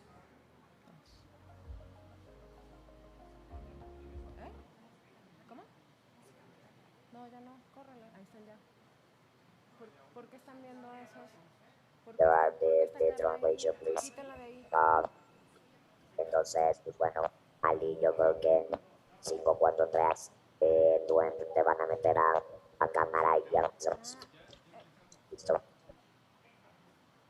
Perfecto, pues muy buenos días a todos, buenas tardes a los que están conectándose de otras partes del mundo. Mi nombre es Ali Karami Ruiz, soy el director senior de comunicaciones y de vinculamiento estratégico y también un miembro del comité ejecutivo en Business at OECD, y es un placer para mí hoy moderar este panel tan importante en cuanto a la salud mental. Le estaba comentando a nuestros ponentes del día de hoy, justo hace algunos segundos, que nosotros como Business at OECD, representando a los patronatos nacionales a nivel de todos los países de la OCDE, hemos también identificado la salud mental como una prioridad global. Para nosotros le hemos llamado inclusive la siguiente pandemia invisible. Y entonces el día de hoy vamos a profundizar un poco en cuanto a cuáles son el tipo de cosas que hacen falta para que podamos avanzar de forma concreta en este tema. Creo que a raíz de la pandemia nos hemos dado cuenta que la salud mental requiere innovación, la salud mental requiere vencer algunos estigmas, la salud mental requiere sobre todo una colaboración estratégica entre los sectores público y privados. Y bueno, antes de arrancar con este panel internacional que tenemos el día de hoy, solamente quiero agradecerle mucho a MIF por la colaboración estratégica que lleva con nosotros durante todos estos años y por haber elegido a ese tema de la salud mental como uno de los temas prioritarios en esta semana de innovación para MIF del 2022. Y vamos a empezar, bueno, algunos números para guiar nuestra conversación, que a mí me hicieron mucho eco, es que la OPS reporta que ha habido un incremento del 25% de la depresión y la ansiedad en todo el mundo a raíz de la pandemia. Y bueno, el Atlas de Salud Mental de la OMS indica que la mayor atención prestada a la salud mental en los últimos años todavía no se ha traducido en una ampliación de lo que serían los servicios de atención de salud mental de calidad que se ajuste a las necesidades que estamos viendo hoy a raíz del día al día. Entonces, obviamente, nosotros como el sector patronal internacional, como la organización representando al sector privado ante la OCDE, creemos que tanto la innovación como el desarrollo tecnológico pueden ser un gran aliado en esta realidad. Entonces, bueno, lo que queremos hacer hoy es, pues, número uno, abordar cuál es el panorama actual de la salud mental y ver el impacto que la pandemia ha dejado en las poblaciones a nivel global. Creo que hay nuevos retos que se suman a lo que ya teníamos inclusive antes que empezara la pandemia y con todos ustedes poder identificar, destacar cuáles son las innovaciones y las estrategias que van orientadas un poco al control de esas afectaciones en los diferentes grupos etarios con los cuales todos ustedes como panelistas tienen ese tipo se enfrentan en sus realidades todos los días. Así que vamos a empezar primero, y lo que quiero hacer es, a cada uno les voy a hacer una pregunta, voy a ser un poco estricto con el tiempo para poder rebotar un poco las ideas y los pensamientos de sus perspectivas de cada uno de ustedes, y vamos a empezar con nuestra primera ponente, la doctora Marilena Medina Mora, que es la directora de la Facultad de Psicología de la UNAM, de la Universidad Nacional Autónoma de México. Doctora Medina, espero que mi pregunta no sea tan difícil, pero bueno, después de lo acontecido en estos últimos 2 años, llevamos 2 años con esta pandemia, ¿ha cambiado algo en cuanto a la forma en lo que llamaríamos en inglés los stakeholders, la forma en la que ellos ven la salud mental? Y de así serlo, ¿de qué forma podemos aprovechar estos cambios para optimizar la prevención y la atención mental en México? Y bueno, tiene 4 minutos y me permitiré interrumpirla para traer las perspectivas de otros después de los 4 minutos. Adelante, por favor. Creo que está todavía en mute. Un primer comentario es que ha habido mucho más reconocimiento de la enfermedad mental. Las personas han reportado menos estigma. Se ha visto como un problema de todos, a todos nos puede pasar. Y entonces creo que eso es una situación que antes con el estigma alejaba a las personas de tratamiento que debemos de aprovechar. El otro situación que creo que hemos ganado es esta pues convicción y evidencia de que la tecnología nos puede ayudar y que la atención en línea es una manera productiva de atender, que bueno, la Facultad de Medicina, el Departamento de Psiquiatría y Salud Mental en el que trabaja yo hace un tiempo y Jacqueline ahora, pues desde el principio de la pandemia en marzo ya se estaba dando atención en línea. Ahí el gran reto del que todavía no se habla es cómo reorganizar la prescripción de medicamentos para que esta atención en línea realmente lleve consigo un sistema pues en las farmacias, de alguna manera aprovechar la tecnología, porque ese sigue siendo un reto. Ahora, sí ha habido muchísimo interés. Desde antes de la pandemia se empezó a cambiar para unir la atención de la salud mental y las adicciones. Había mucho más recursos para adicciones y sabemos que las personas con adicciones graves, cerca del 80%, tiene también un trastorno mental. Y entonces entender la comorbilidad y poder unir la atención en los centros de tratamiento, y eso duplicó la posibilidad de dar una atención comunitaria. No así la hospitalaria, porque los hospitales en el tercer nivel, cuya consulta ambulatoria es donde se atiende la mayor parte de la enfermedad, se cerraron. Entonces eso no fue muy bueno, pero hubo una reforma al sistema de salud porque tenemos un gasto del 80% en hospitales psiquiátricos, y aunque el primer nivel creció y hubo ya el 50% de las consultas fuera del tercer nivel, no hay una situación de atención como enfermedad crónica que permite el seguimiento de los casos, sino como una atención de una enfermedad aguda, y eso creo que requiere una reingeniería. Pero esta reforma es un primer paso, viene sin presupuesto, y creo que eso todavía quiere decir que no tenemos reforma, sino una primera ley que sin crear espacios en los hospitales generales para la atención psiquiátrica, tendremos muchas más personas enfermas en la cárcel y en condición de calle. Entonces creo que tenemos ventajas y muchos retos, pero sí podemos aprovechar lo bueno que ha surgido de la pandemia. Muchas gracias, doctora Medina. Y una pregunta de seguimiento muy rápida, que sería, ¿de qué forma podemos abogar para que se incremente el presupuesto para atender a ese tipo de enfermedades? ¿Hay algunas pistas que podamos utilizar? Y bueno, le comento esto porque desde la plataforma que tenemos con otros gobiernos, muchas veces hemos hecho hincapié en la necesidad de vincular los resultados de las intervenciones no solamente como un gasto de la salud, pero verlo desde el punto de vista, el vínculo con la productividad, tanto social como económica, que viene a raíz de tratar este tipo de enfermedades. Desde su perspectiva, ¿tiene alguna otra pista para mover hacia adelante? Pues creo que se ha avanzado mucho en información que justifica que se aumente el presupuesto. El presupuesto que ahorita hay es el 2% del presupuesto en salud, que es bajo para un país como en México. Es 8 veces inferior a la carga de la enfermedad, y el costo de la no atención es muy alto. Tenemos evidencia de las cosas que podemos hacer, y que incluye dos situaciones, ¿no? Uno es cómo usar mejor el poquito presupuesto que tenemos, y dos, definitivamente incrementarlo. Usarlo mejor ciertamente es utilizando todos los recursos de atención de salud mental. Tenemos muy pocos psiquiatras y la mayor parte está en las grandes ciudades, ¿no? Entonces tenemos en Chiapas, por ejemplo, menos del 1% por 100,000 habitantes, y en la Ciudad de México como 30 y tantos, ¿no? O sea, creo que hay ahí un tema importante de redistribución.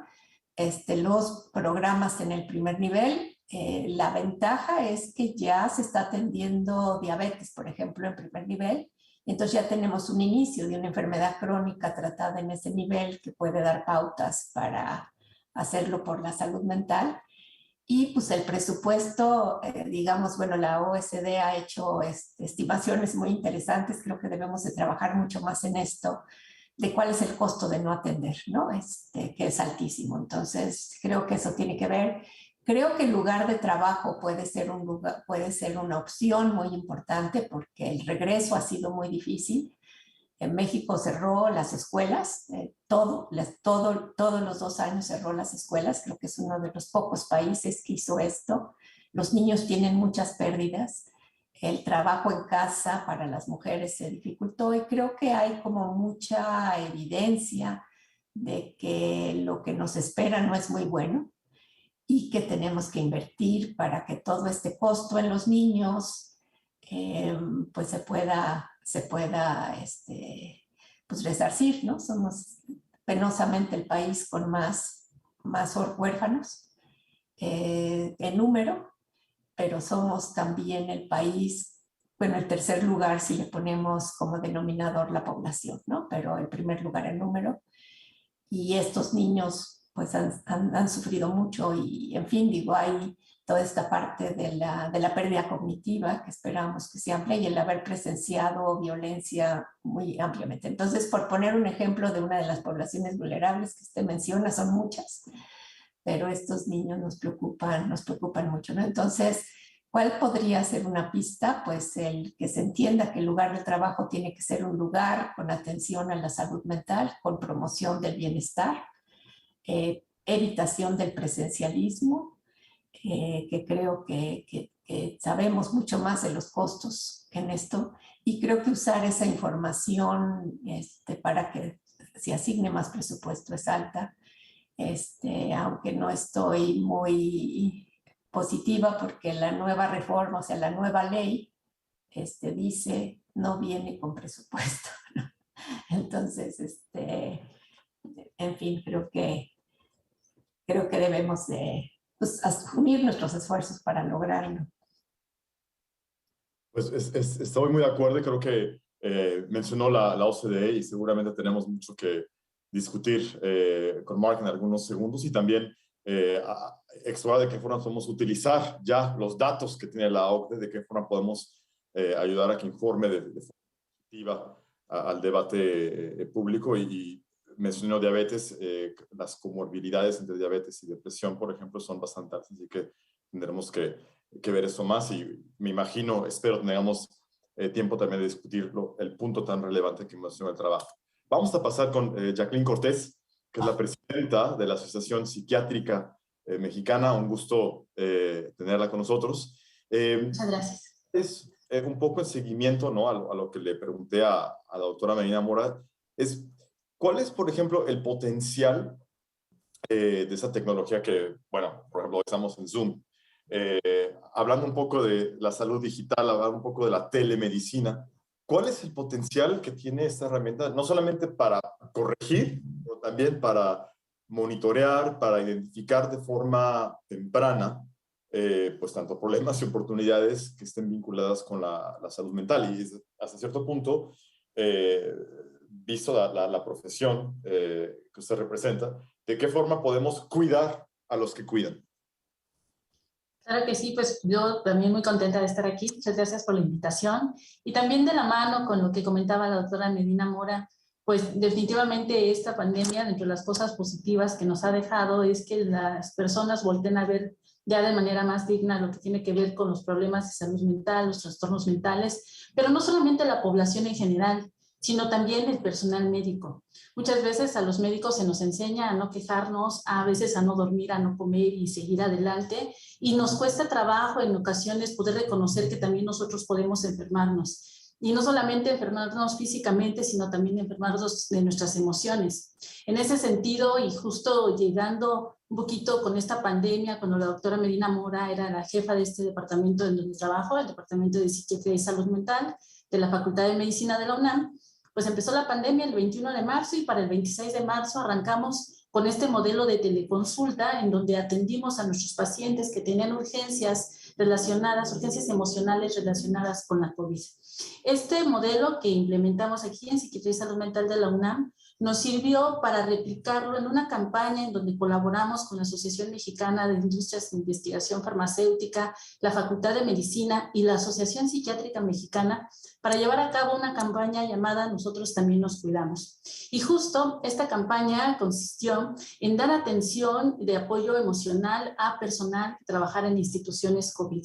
Esto fue básico y fundamental porque ningún personal médico, llámese médico general, especialista, personal de enfermería, trabajo social, laboratoristas, dentistas, etcétera, a los que nosotros atendimos, nadie podemos dar una buena atención si nosotros mismos no nos encontramos dentro de lo que cabe bien, estables a nivel físico y a nivel emocional.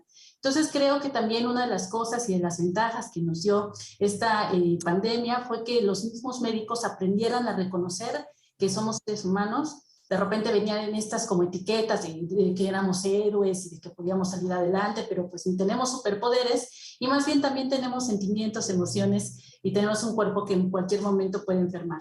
Cuando alguien enferma de las emociones también es más vulnerable a enfermarse de enfermedades físicas y viceversa.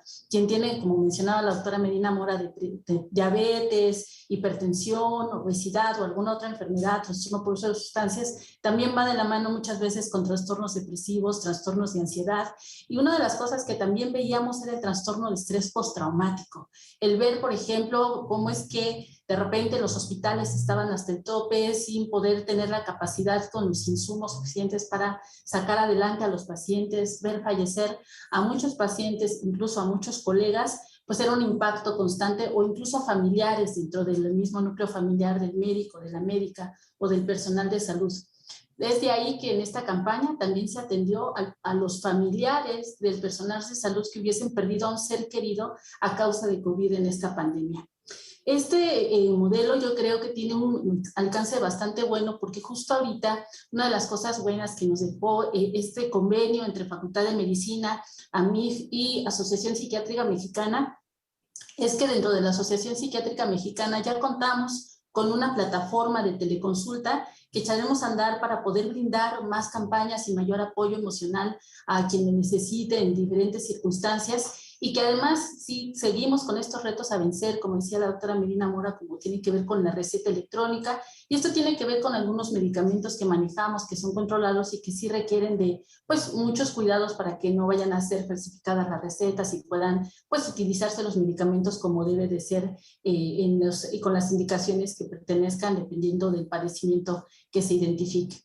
Otro de los aspectos que también yo creo que tienen un gran potencial y que no debemos olvidar es que, como bien decía también la doctora Medina Mora, somos muy poquitos psiquiatras y menos los psiquiatras infantiles y de la adolescencia, o sea, es decir, psiquiatras que atienden a población de niños y adolescentes. De tal forma que un plus que encontramos también aquí y que se ha implementado en Psiquiatría y Salud Mental de Facultad de Medicina de la UNAM es el abordaje multidisciplinario. Nosotros trabajamos de la mano no solamente con Facultad de Psicología, no solamente con el área de Psicología y de Trabajo Social Psiquiátrico, sino también de la mano con psiquiatras o psiquiatras de la niñez y la adolescencia. Y entonces podemos implementar no solamente identificación de trastornos y el tratamiento de los mismos a nivel farmacológico, sino también con abordaje psicoterapéutico, de tal forma que el tratamiento se convierte en un tratamiento integral. El medicamento te ayuda como tal a disminuir sintomatología, pero las estrategias psicoterapéuticas que se te puedan brindar te ayudan a encontrar herramientas en el día a día para enfrentar mejor la vida. Y esos y muchos más retos pues son los que nos esperan, pero estas tecnologías de la información y la comunicación pues sí que nos han ayudado muchísimo para salir adelante de estos retos.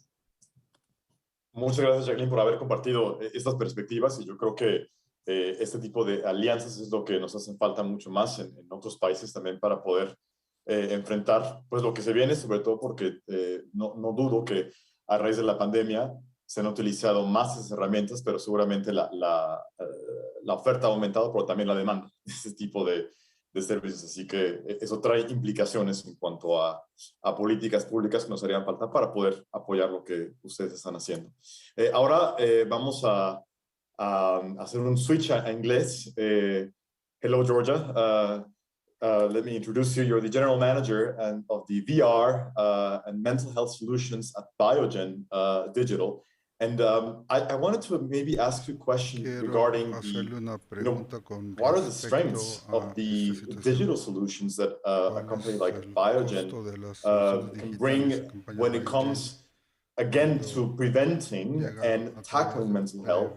And then, as I was sort of foreshadowing just a couple of seconds ago, what are the, what do you need in terms of ¿qué se necesita en términos de políticas públicas o iniciativas de política pública para poder implementarlas en una escala adecuada? Muchas gracias.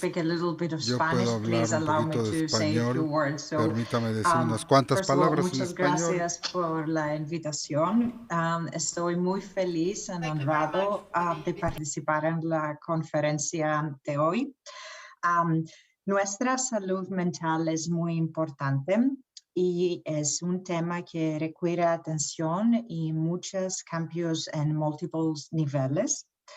Hoy me gustaría compartir con ustedes lo que he aprendido trabajando en el tema y concretamente cómo las tecnologías podrían ayudar a resolver algunos de los problemas. I hope that I said most of it correctly.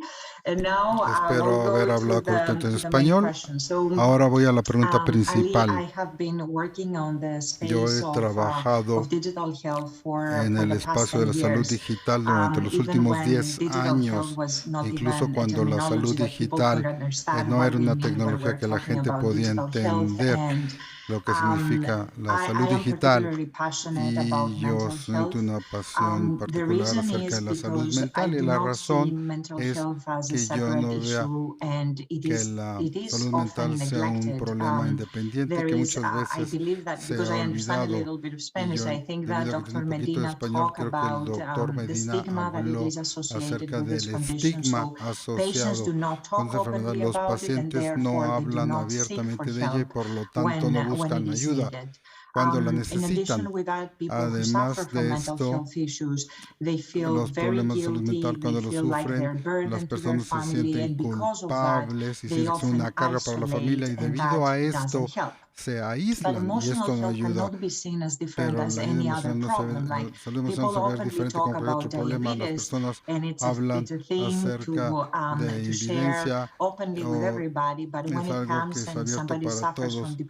No pasa lo mismo cuando alguien sufre depresión y sufren mucho. Además de esto, hay diferencias debido a género. Típicamente las mujeres tienden a sufrir más salud mental comparado con hombres, y hay una tasa de suicidio alta entre hombres, especialmente entre 44 y 49 años, se está aumentando muchísimo. Y hay países específicos en donde es un gran tabú hablar acerca de la salud mental, mientras que en otros países estamos más conscientes. Lo que he aprendido de trabajar con diferentes tecnologías, y los primeros aprendizajes que tenemos es que la tecnología no es la panacea.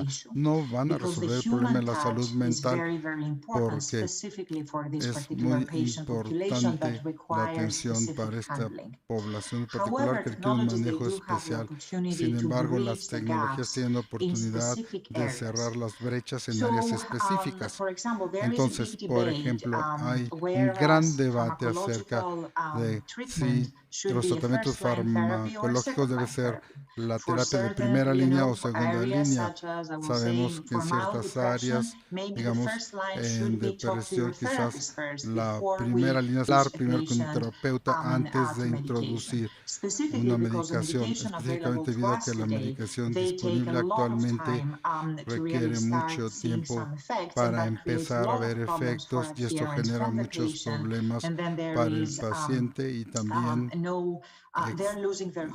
pierden su esperanza y luego entran en un círculo vicioso. También sabemos que hay muchos efectos colaterales con los medicamentos. Entonces existe la oportunidad de cómo podemos tener una conexión cercana con el paciente después de que el paciente se va al consultorio, porque tenemos que ser realistas. Los terapeutas pueden ver a los pacientes durante 15-20 minutos, después el paciente se va a casa y están solos, y la depresión está con ellos todo el tiempo. Entonces, si la tecnología, y el doctor Cortés habló de esto, de que hay toda una iniciativa y una campaña actualmente en México acerca de la telemedicina. La telemedicina, les puedo decir los aprendizajes de Estados Unidos. Este ha sido un concepto que estuvo vivo y tenía sentido y estaba respondiendo a una necesidad desde hace 10 años. Se requirió la pandemia para que la gente se diera cuenta que la telemedicina se puede usar, y una de las mejores razones es que está accesible. Cuando no hay otra opción, no había preguntas acerca de la aplicación desde la perspectiva clínica y del paciente, y de repente todos los desafíos se derrubaron para hacer que el tratamiento estuviera disponible para aquellos que necesitaban. Tuve la oportunidad de hablar con psiquiatras en Estados Unidos. Ellos me decían que estaban muy contentos y que estaban hablando con sus pacientes porque ahora tienen la comodidad de conectarse con los pacientes y con las clínicas a través de la tecnología. Creo que la telemedicina fue uno de los elementos puntos críticos que se han introducido actualmente, y aquí es donde sabemos que el gobierno ha jugado un rol muy estratégico para generar fuerza para que todo esto suceda. Otra cuestión que hemos aprendido hablando tanto de pacientes y clínicos es el poder de una plataforma de coordinación de atención. El paciente se siente aislado, el paciente siente que necesita apoyo más que cualquier otra población de pacientes. Entonces tienen que poder tener a través de la tecnología el poder crear su propio círculo de confianza y con incluir en ese círculo de confianza a las personas que ellos quieren, porque debido al estigma los pacientes tienen que estar empoderados para controlar su círculo de confianza, que incluye al terapeuta, al psiquiatra, un segundo miembro de la familia, no siempre, y también puede incluir un amigo, y aquí se vuelve un círculo de confianza y esto acompaña al paciente en todo el tratamiento. También existe una situación que yo entiendo que todavía está evolucionando y que es la recolección continua de datos en áreas tales como algo que los clínicos entienden, están capacitados, pero también incluye otras fuentes muy importantes de datos. Los datos se pueden recolectar de forma pasiva. Este es un punto clave aquí, porque cuando estamos tratando a un paciente que le falta motivación, no podemos esperar, incluso si creamos la mejor plataforma en el mundo con la mejor aplicación móvil, no podemos esperar que ese paciente siga conectado con la plataforma, pero la tecnología tiene la oportunidad de recolectar algo de datos en forma pasiva. Todos sabemos que una de las cosas que algo se afecta cuando una persona tiene depresión es el sueño. Entonces la interrupción de los patrones de sueño te pueden decir mucho acerca de la situación del paciente. Imagina una forma sencilla en que los pacientes tienen sistemas porque se quieren sentir empoderados, quieren encontrar sus propias formas en cómo puede seguir su salud, y podemos hacer algunos pasos adicionales en una plataforma. Entonces, estos son algunas de las ideas, y por otro lado, al pensar en cómo podemos hacer una mayor diferencia y cómo ser pragmáticos, creo que hay dos cosas principales. La salud mental se tiene que reconocer a nivel gubernamental como un problema y tiene que empezar con la educación tan pronto o desde el jardín de niños. Se requirió el COVID para darnos cuenta, pero se requiere de un cambio de mentalidad para que la gente se sienta cómoda con esta situación. Cuando las personas hablan actualmente de estar consciente y la meditación, la mindfulness, y esto no es algo que alguien se da cuenta del poder de esto cuando lo haces estás deprimido, porque entonces quizás sea demasiado tarde. La educación es algo que se debe implementar incluso a nivel elemental. Tener 5 minutos para calmar la mente y sentirte cómodo con estos pensamientos intrusivos. Pero el segundo punto principal es que también tenemos que ser pragmáticos acerca de cómo pensamos en el cambio. Decimos que sí queremos cambiar la forma de pensar de la salud mental y tenemos grandes metas de cómo podemos evitar el suicidio. Creo que todo esto son metas aspiracionales, pero tenemos que estar en un nivel pragmático. ¿Qué quiero decir? Cambios pequeños que tienen un efecto profundo, y aquí es donde se tiene que medir el éxito. No debemos tratar de tirarle a las estrellas, sino que debemos buscar 1% en cambio mental y luego seguir agregándole poco a poco. Estoy totalmente de acuerdo con esto. Un punto, algo que mencionaste, es que ha habido progreso en términos de reducir el estigma, pero también hay que reducir el estigma con respecto a las soluciones que están disponibles. Pues, como mencionaste, hay muchos esfuerzos de muchas partes interesadas. Es una forma de entrada a nuestro siguiente orador. Tú has colaborado durante muchos años con nosotros. Fue el director adjunto de Asuntos de Trabajo y Empleo de la OCDE. Y la cuestión es cómo podemos implementar, doctor, a lo que la doctora Medina Mora mencionó como sus datos, pero en cuanto a la salud mental que están implementando los gobiernos y si se pueden ser más activos al respecto, entonces cuáles son algunas de las brechas que hay que cerrar y por supuesto, ¿qué más avances? Fabuloso verte, Ali. Y yo he visto los otros paneles y han hecho un trabajo excelente. Yo no soy ni doctor ni psicólogo, soy un economista. Y cuando hablan de salud mental, para mí es algo extraordinario. Pero sí, mi creencia es ver qué hacen los gobiernos, qué va bien, qué se está haciendo bien en cuanto a sus políticas. Me preguntaste acerca de las brechas que existen y que debemos tratar de cerrar. Me parece hay brechas que quiero resaltar desde el punto de vista social. La primera es el dinero. Hemos trabajado en la OCDE considerando la salud mental desde diferentes ángulos y años para tratar de entender qué es lo que mejor funciona. Aunque sepamos esto, hay que ver una persona que en un momento está bien, después puede tener algún tipo de salud mental y esto puede crecer en grandes números. No vamos a aprender tan fácilmente, no vas a trabajar correctamente, ni vas a participar correctamente en la ciencia. Todo se ve afectado y esto genera un gran impacto en el bienestar de las personas y de las economías también. Y también los impactos, el no aprender, no trabajar correctamente, y que hablamos quizás de 4% de personas con problemas de salud mental. Es una cantidad enorme. Hemos tratado recientemente de reunirnos para establecer una marca de referencia para ver qué también le va a los países.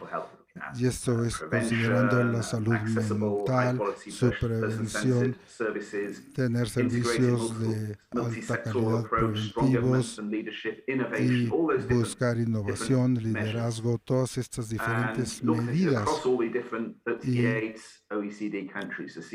ver en los diferentes países de la OCDE cómo están trabajando. Y hay cosas que es el mensaje central, es que las brechas, ahí ningún país le está yendo bien en todas estas áreas e incluso los mejores países de la OCDE en ese sentido todavía hablan de un 30% de la población que alguien o un miembro de su familia ha tenido problemas para recibir servicios apropiados de salud mental en el último año, y creo que es un número enorme. Es algo que no se puede tolerar, o como si fuera enfermedad cardiovascular. No toleraríamos eso, y sin embargo, en salud mental tenemos esta situación. Me temo que la primera brecha es el dinero, la segunda brecha son los datos. De hecho, hay ciertas cifras. Y estoy citando muchas cifras acerca de lo que está pasando, pero sabemos tan poco acerca de la salud mental Y de hecho se logró mejorar un poco en la pandemia de COVID porque las personas empezaron a monitorear la salud mental de manera más frecuente y con mejor atención. Aquí es podemos empezar a ver cosas. Tú ya citaste, Ali, que hay un gran incremento en depresión y ansiedad debido al aislamiento por COVID, y algunos países podemos decir que grupos de población están más afectados. Los jóvenes tienen cifras incluso más altas, hasta un incremento de 50% en el número de personas jóvenes que reportan tener ansiedad y depresión. Pero todavía necesitamos mejorar la misión. Esta es una de las áreas en las que trabajamos en la OCDE. Tenemos algo que se llama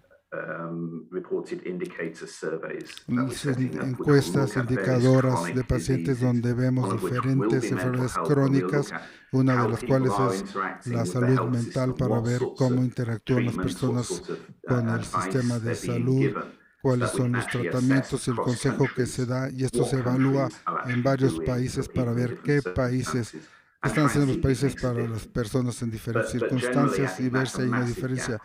Pero creo que hay una brecha masiva. No sabemos lo suficiente acerca de la salud mental y de las políticas de salud mental, acerca de cómo se ven bienestar las personas. Y por último, y ya se mencionó varias veces hoy, hay una brecha en la generación de políticas gubernamentales. Cuando empezamos con la OCDE hace 20 años, había un enfoque en los sistemas de salud y ha funcionado durante muchos años de una manera muy frustrante para tratar de lograr avance, y sinceramente no creo que estemos haciendo un gran crecimiento nada más trabajando con sistemas de salud.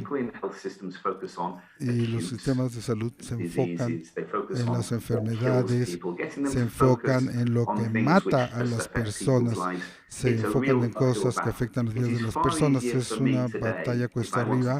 Si yo quiero hacer un estudio sobre salud mental, los ministros del trabajo, y pedirles que hablen acerca del impacto de la salud mental en el mercado laboral. Y les preguntamos, hay que hablar acerca de lo que pueden ser los temas de salud, y entonces hay que hablar acerca de por qué los efectos, cuáles son los efectos de la salud mental en el empleo, en el ingreso, en el bienestar, en la educación, y así obtendremos más convencimiento de otros sectores en lugar de nada más enfocarnos en la salud. Entonces, reuniendo todos estos aspectos de una manera integrada, creo que vale la pena enfocar nuestra atención. Esa es mi tercera brecha. De regreso a ti, muchas gracias. Creo que hablaste muy bien de la respuesta integrada. Ahora le quiero preguntar algo a los cuatro. En primer lugar, esto es algo que nos trae a la comunidad, nos exige que tengamos más diálogo en el sector, en las secretarías y los ministerios. Hay una pregunta que se hizo, ¿qué ideas tienen para poder llegar a esta forma de pensar de políticas integradas, para integrar más este tipo de estrategias de salud mental a nivel interagencia entre varios ministros en los gobiernos? ¿Quién quiere empezar? A lo mejor Jacqueline.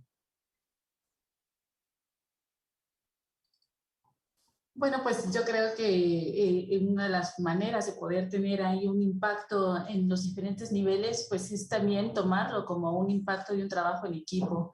en donde vaya de la mano la parte de la educación, como mencionaban, desde los niveles básicos, la parte de la psicoeducación en todos estos temas que tienen que ver con la salud mental, la prevención de los problemas de la salud mental y de los trastornos psiquiátricos, y que esta educación o psicoeducación vaya desde las escuelas básicas, secundarias, preparatorias, hasta licenciaturas y a niveles políticos. Yo creo que gran parte del obstáculo es la falta de información, la falta de conocimiento en todos estos temas, para que una vez que se tenga el conocimiento se puedan tomar en cuenta las mejores opciones en cuanto a la implementación de políticas públicas relacionadas con la salud mental.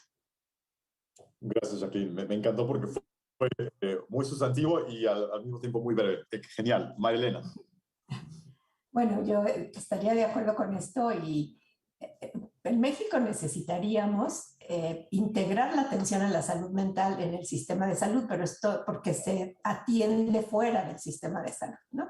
Entonces, ese es un tema importante, pero no es suficiente. Yo estoy de acuerdo en que ha sido muy doloroso toda la inversión que se ha tratado de hacer en mejorar el sistema de salud y el poco progreso que tenemos, y no solo para México, o sea, en las encuestas que trabajamos con países de todos los niveles, los países de economía de mercado también están muy mal, ¿no? en este tema. Entonces yo estoy de acuerdo, o sea, ¿qué tendríamos que hacer? Trabajar mucho más en esta atención preventiva, es decir, la investigación ahora nos dice que la atención preventiva es buena para la depresión, por ejemplo, no nada más la identificación temprana, sino también la activación conductual y otras estrategias que pueden, que han mostrado que disminuye el riesgo de una enfermedad. Y entonces hacer eso en los programas de desarrollo social en la comunidad, trabajar con todos los recursos que tiene la comunidad, me parece que debe de ser algo muy importante. Me impresionó mucho lo que decía Georgia sobre si debe de ser el primero o el segundo en la medicación, ¿no? Entonces, nosotros pensamos que sí, en el primer nivel de atención el médico general tiene que saber prescribir, pero estoy también de acuerdo que las intervenciones psicosociales y la psicoterapia pueden estar en el primer nivel y luego la medicación en el segundo, sobre todo porque entonces podemos atender los casos leves que normalmente se van sin atención, ¿no? Sí pensaría que, por ejemplo, en América Latina y en México, el suicidio aumentó. O sea, en todos los países del mundo el suicidio venía disminuyendo y se pensó que que el COVID no lo estaba incrementando, pero en América Latina, que empieza bajo y que está en crecimiento, pero lo que vimos es que fue un crecimiento terrible, especialmente en el caso de niños. Y en el caso de niños, antes de la pubertad, el aumento en las mujeres, el suicidio, del acto suicida, no nada más del intento, sino de un acto cercano a la muerte o la muerte.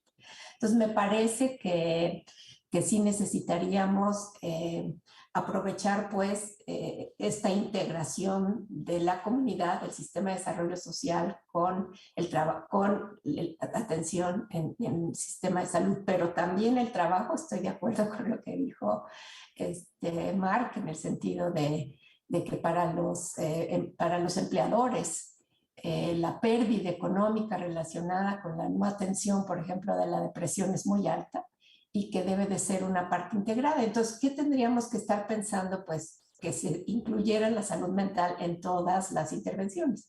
En una revisión sistemática, revisiones sistemáticas que publicamos en Lancet antes de la pandemia, lo que nosotros encontramos que de todas las metas de desarrollo sustentable, en 15 de las 17 la salud mental jugaba un papel muy importante.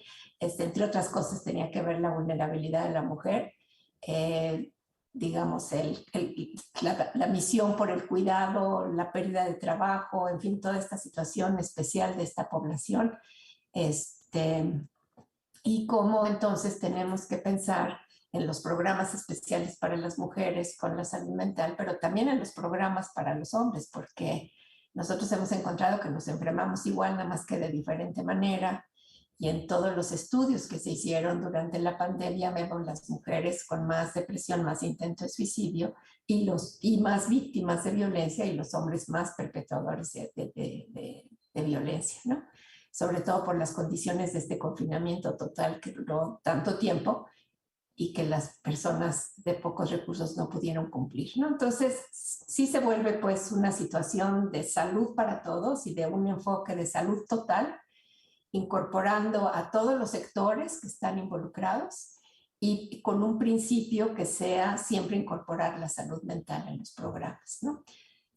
Creo que eso podría ayudar. Muchas gracias, Marilena. Back to Georgia, you were mentioning before multi-stakeholder efforts and also the importance of early education, which, by the way, reminds me of a campaign that we did.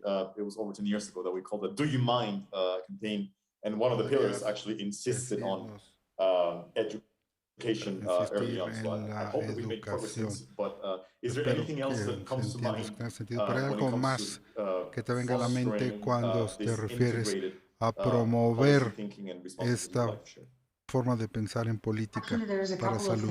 Hay un par de cosas que vienen a la mente, Ali, y quiero hablar un poquito más sobre lo que dijo Mark. Yo creo que, y esta es mi opinión, pero yo creo que la clave para realmente lograr la integración de unir a las diferentes partes interesadas para que luchen por la salud mental son las implicaciones económicas que tiene la salud mental. Cuando se dan cuenta de que las implicaciones de la salud mental y sus costos en productividad requiere que más tiempo requiere una persona de más salud mental para recuperarse de cualquier tipo de enfermedad. Si se juntan todas estas cosas, incluso para aquellos que digamos que todavía no entienden el problema más grande, ¿por qué no ponemos las cifras acerca de qué le va a pasar al mundo en 10 años si no atendemos la salud mental ahora? Hay que crear un sentido de urgencia. Y otra cosa que quiero decirte que está relacionada con tu pregunta, yo originalmente vengo de Grecia y en los últimos 18 años he estado aquí y tengo en mi mente que los dos grandes contrastes en los sistemas de atención de salud en Estados Unidos ha llegado a ser muy difícil tener la integración de todas las partes interesadas y obtener alineación con las políticas, pero en países más pequeños que tienen un sistema de atención a la salud más centralizado, creo que hay más probabilidad de tener éxito para que las partes interesadas se reúnen y enfrenten el problema a niveles múltiples. Yo creo que la doctora Medina habló de la salud que es mayor responsabilidad. Lamento si no entendí bien, pero trata de abordar el bienestar total y creo que a eso se refería a ella. Es la salud total, es el objetivo principal. Todos tenemos que reunirnos en este concepto y por eso la salud total se trata de la salud, no se trata de las enfermedades, lo cual habla de prevención y por eso esta conversación tiene que darse en las etapas más tempranas y como todo lo demás tenemos la oportunidad ahora con la tecnología de utilizar una participación con diferentes canales con las partes interesadas. Hay personas que están sufriendo y la pandemia identificó el problema con la ansiedad. Ellos están utilizando TikTok, están tratando de encontrar soluciones ellos solos porque el gobierno no hace un esfuerzo coordinado para encontrar a sus personas donde están los jóvenes, donde se reúnen, donde los puedes encontrar para agentes mayores. Generas una campaña que se hace en Facebook porque ahí los puedes encontrar. Quizás haces esfuerzos múltiples para entender por qué una persona debe ser escéptica o tener miedo acerca de utilizar estas soluciones tecnológicas. Estoy de acuerdo, Georgia. Nos quedan nada más 2 minutos, entonces voy a tomar una última pregunta del grupo. Pero cuando se organizan estos servicios, además de compartir recursos tangiblemente, ¿a dónde podemos ir? ¿Cómo se ve el éxito para estas políticas? Si podemos mover la aguja y ir a algún lado ¿cuáles serían una o dos cosas que en 1 o 2 años podríamos decir, si hacemos esto, en 2 años vamos a tener un cierto avance? Por lo que hablaba de hacer cambios incrementales. Mark, primero tú. Es una muy buena forma de verlo y viendo lo que dijo George acerca de dar pasos chiquitos para ir avanzando. Yo poder decir, necesitamos hacer que esta sea una prioridad internacional. La salud mental. Ali, absolutamente dada la crisis, los números son avasalladores. Tenemos Ucrania que está en la guerra y las implicaciones de esos enormes. Tenemos deuda pública enorme. Esto afecta a los sistemas de salud y todo tipo de diferentes cosas en la agenda. Yo creo que en los próximos 2 años vamos a ver que la salud mental se vuelve prioridad en el mundo, pero lo que podemos hacer es prepararnos. Yo lo que quiero decir es que necesitamos un esfuerzo concertado. Cuando podamos obtener esta atención de los primeros ministros, de los presidentes de Naciones Unidas, del G20, una llamada masiva a la acción, podemos decir, esto es exactamente lo que tenemos que hacer y decir qué tanto gastamos y tanto logramos. Espero que podamos obtener un programa internacional en los próximos 2 años. Maravilloso. Esperamos poder contribuir a esto. Jacqueline.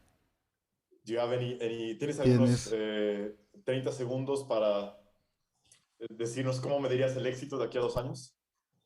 Sí, claro, pues definitivamente identificando que hay menores niveles de no solamente de suicidio o conducta suicida, sino también de violencia de género, que hoy por hoy está también una lucha constante acerca de la concientización sobre lo que tenemos y todos los problemas que tenemos aquí en México sobre violencia de género, de la mano con los trastornos por uso de sustancias. Definitivamente son 2 componentes muy importantes que si no se abordan, si no se identifican y no se tratan, también forman parte de lo que acompaña a los problemas de salud mental y que no debemos de perder de vista el poder dar como un abordaje complementario, holístico, en todos los niveles, no solamente de prevención, a través de la implementación de hábitos de vida saludable, a través de la implementación de la psicoeducación, sino también la identificación temprana por ya sea los padecimientos que tienen las familias, porque muchos de estos también tienen un factor hereditario, poder identificar a tiempo o también tomando en cuenta esos aspectos familiares de la historia familiar de cada persona,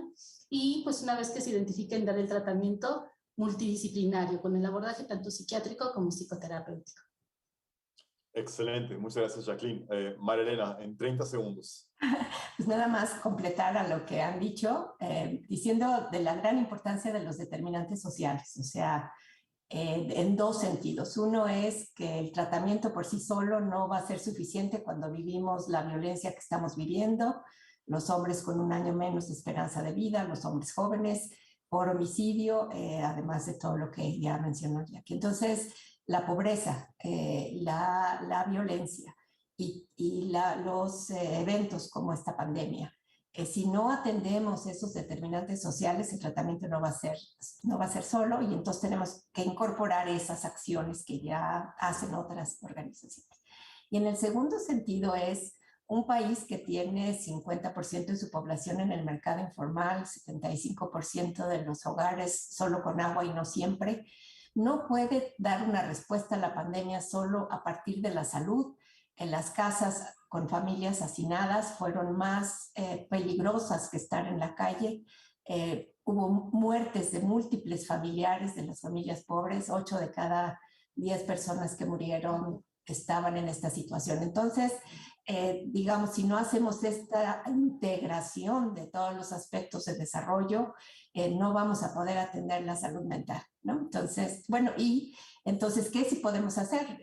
La creación de la confianza, porque hubo desconfianza y entonces las personas no siguieron las indicaciones y, bueno, no podían seguir las que se le pedían. Entonces, ¿por qué no trabajar sobre la resiliencia, sobre el voluntariado, sobre lo que las comunidades mexicanas han mostrado que son capaces en términos de los eventos? Claro, aquí teníamos el contagio, pero creo que ya aprendimos suficiente de este contagio como para poder atender la pandemia de otra manera y tenemos que prepararnos, así como estoy de acuerdo con Marc que dice que tenemos que esperar el tiempo con la información que necesitamos, también creo que tenemos que prepararnos para una mejor respuesta a la pandemia y sobre todo confianza. Gracias, María. Estoy muy de acuerdo con el punto de resiliencia y también el punto tan particular de México de la informalidad. Georgia. Also 30 seconds. Yes, 30 seconds. Yes, Ali. So two things. So from my perspective, because I'm not a policy person, and my focus is on digital technologies and potentially try to find ways to bridge the gaps. I do believe in the next couple of years, the efforts should be focusing on se debe enfocar en desarrollar estas tecnologías que de hecho puede ser un gran vehículo para lo que decía Marc acerca de la recolección de datos. Necesitamos recolección de datos en todo el mundo y actualmente tener estas tecnologías digitales que ayudan al tratamiento, pueden ser alternativas de tratamiento y esto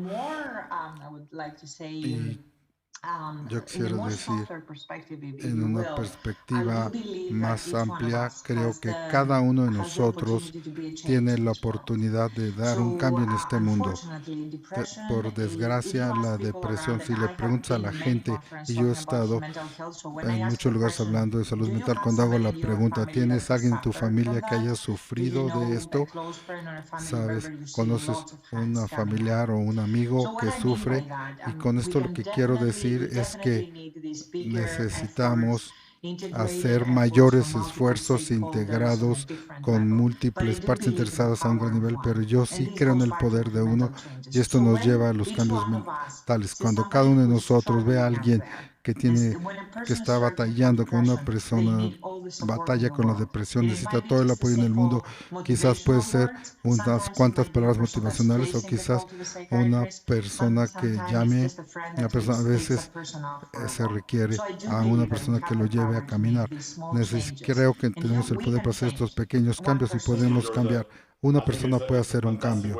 Creo que es una forma fantástica para cerrar este panel. Hemos tenido un muy buen mix, como lo acaba de mencionar Georgia, entre ponentes que vienen del mundo empresarial, ponentes que vienen del mundo de la elaboración de políticas públicas, economistas, lo que llamamos expertos en el tema, practitioners. Así que muchas gracias a todos ustedes. Espero que tengan excelentes debates en la continuación de los paneles en la Semana de Innovación de AMIF y contamos mucho con el apoyo y la contribución estratégica de AMIF y de sus miembros para seguir aportando la voz empresarial en los debates que tenemos con la OCDE y las iniciativas. Muchas gracias, que tengan una excelente tarde y mañana nos vemos pronto. Chao, chao. Gracias. Bye.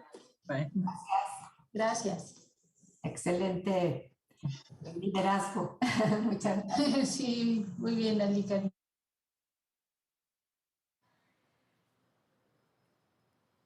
Los invitamos a permanecer para el último panel. En 2 minutos comenzamos con el último panel, que es Eficiencias e Innovación en la Atención del Cáncer. Gracias.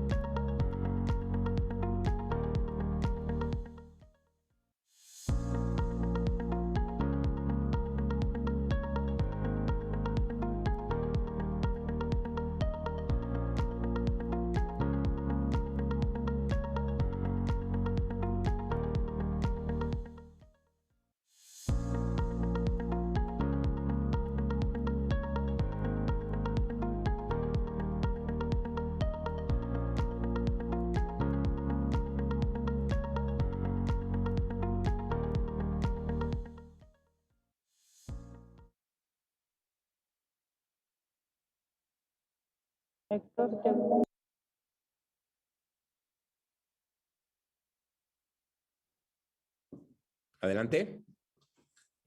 Muy buenos días a todos. Es un gusto estar hoy con ustedes en este panel. Realmente hablando de innovación y hoy un tema muy importante. Cómo enfocarnos, qué pensar específicamente en materia de eficiencias e innovación en la atención del cáncer.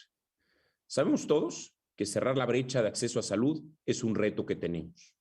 Es un reto que tenemos por y para las mexicanas y los mexicanos. Y un reto en el que tenemos que trabajar todos juntos. Ustedes, yo, todos nosotros, todo el sector público, el sector privado, todos de la mano. Así que la propuesta hoy es tener una plática con personas que conocen mucho en la materia, con la visión de México, con la visión de fuera, y encontrar maneras de cómo sumar. Porque México es uno. Es tu México, es mi México, es nuestro México. Y queremos un México donde cada vez trabajemos juntos para ir cerrando las brechas de acceso en materia de salud. Y hoy, específicamente, en el panel que amablemente me invitaron Cris y Carla a coordinar, me toca hablar sobre cáncer. Para nosotros en la Fundación Mexicana para la Salud, entendemos precisamente que cerrar las brechas de acceso en cualquiera de los temas implica tres cosas. ¿Cómo logramos que el personal de salud esté en tiempo y forma? No importa si es un técnico, una doctora, un enfermero, una enfermera, y que todos trabajen de manera coordinada, pero también que esté la infraestructura en tiempo y forma, que estén los equipos, que esté el equipo diagnóstico y que esté todo funcionando para que cuando un médico pide un estudio, realmente se pueda realizar en tiempo y forma. Y por último, por supuesto que los medicamentos y los dispositivos también estén disponibles.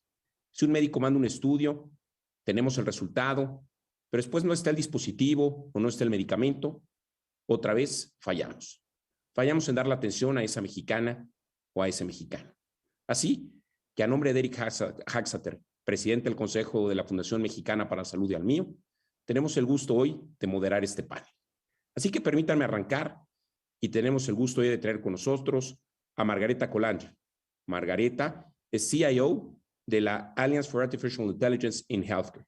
También nos acompañará la doctora Cintia Villarreal. Ella es directora de oncología del Centro de Cáncer de Mama del TEC Salud. También está con nosotros Alex Filisevas, que es presidente de OLCAN Internacional y a la vez es el director ejecutivo de la Coalición Mundial de Pacientes con Cáncer de Vejiga.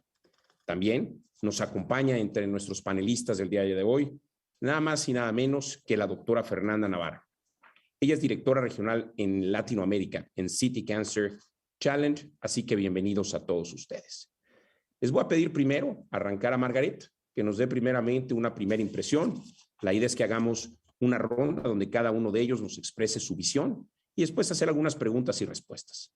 Así que disfrutemos todos el panel y encontremos una manera de construir todos juntos, por ese México que es tu México, mi México y nuestro México, y ayudando a cerrar precisamente las brechas de acceso, hoy específicamente en cáncer.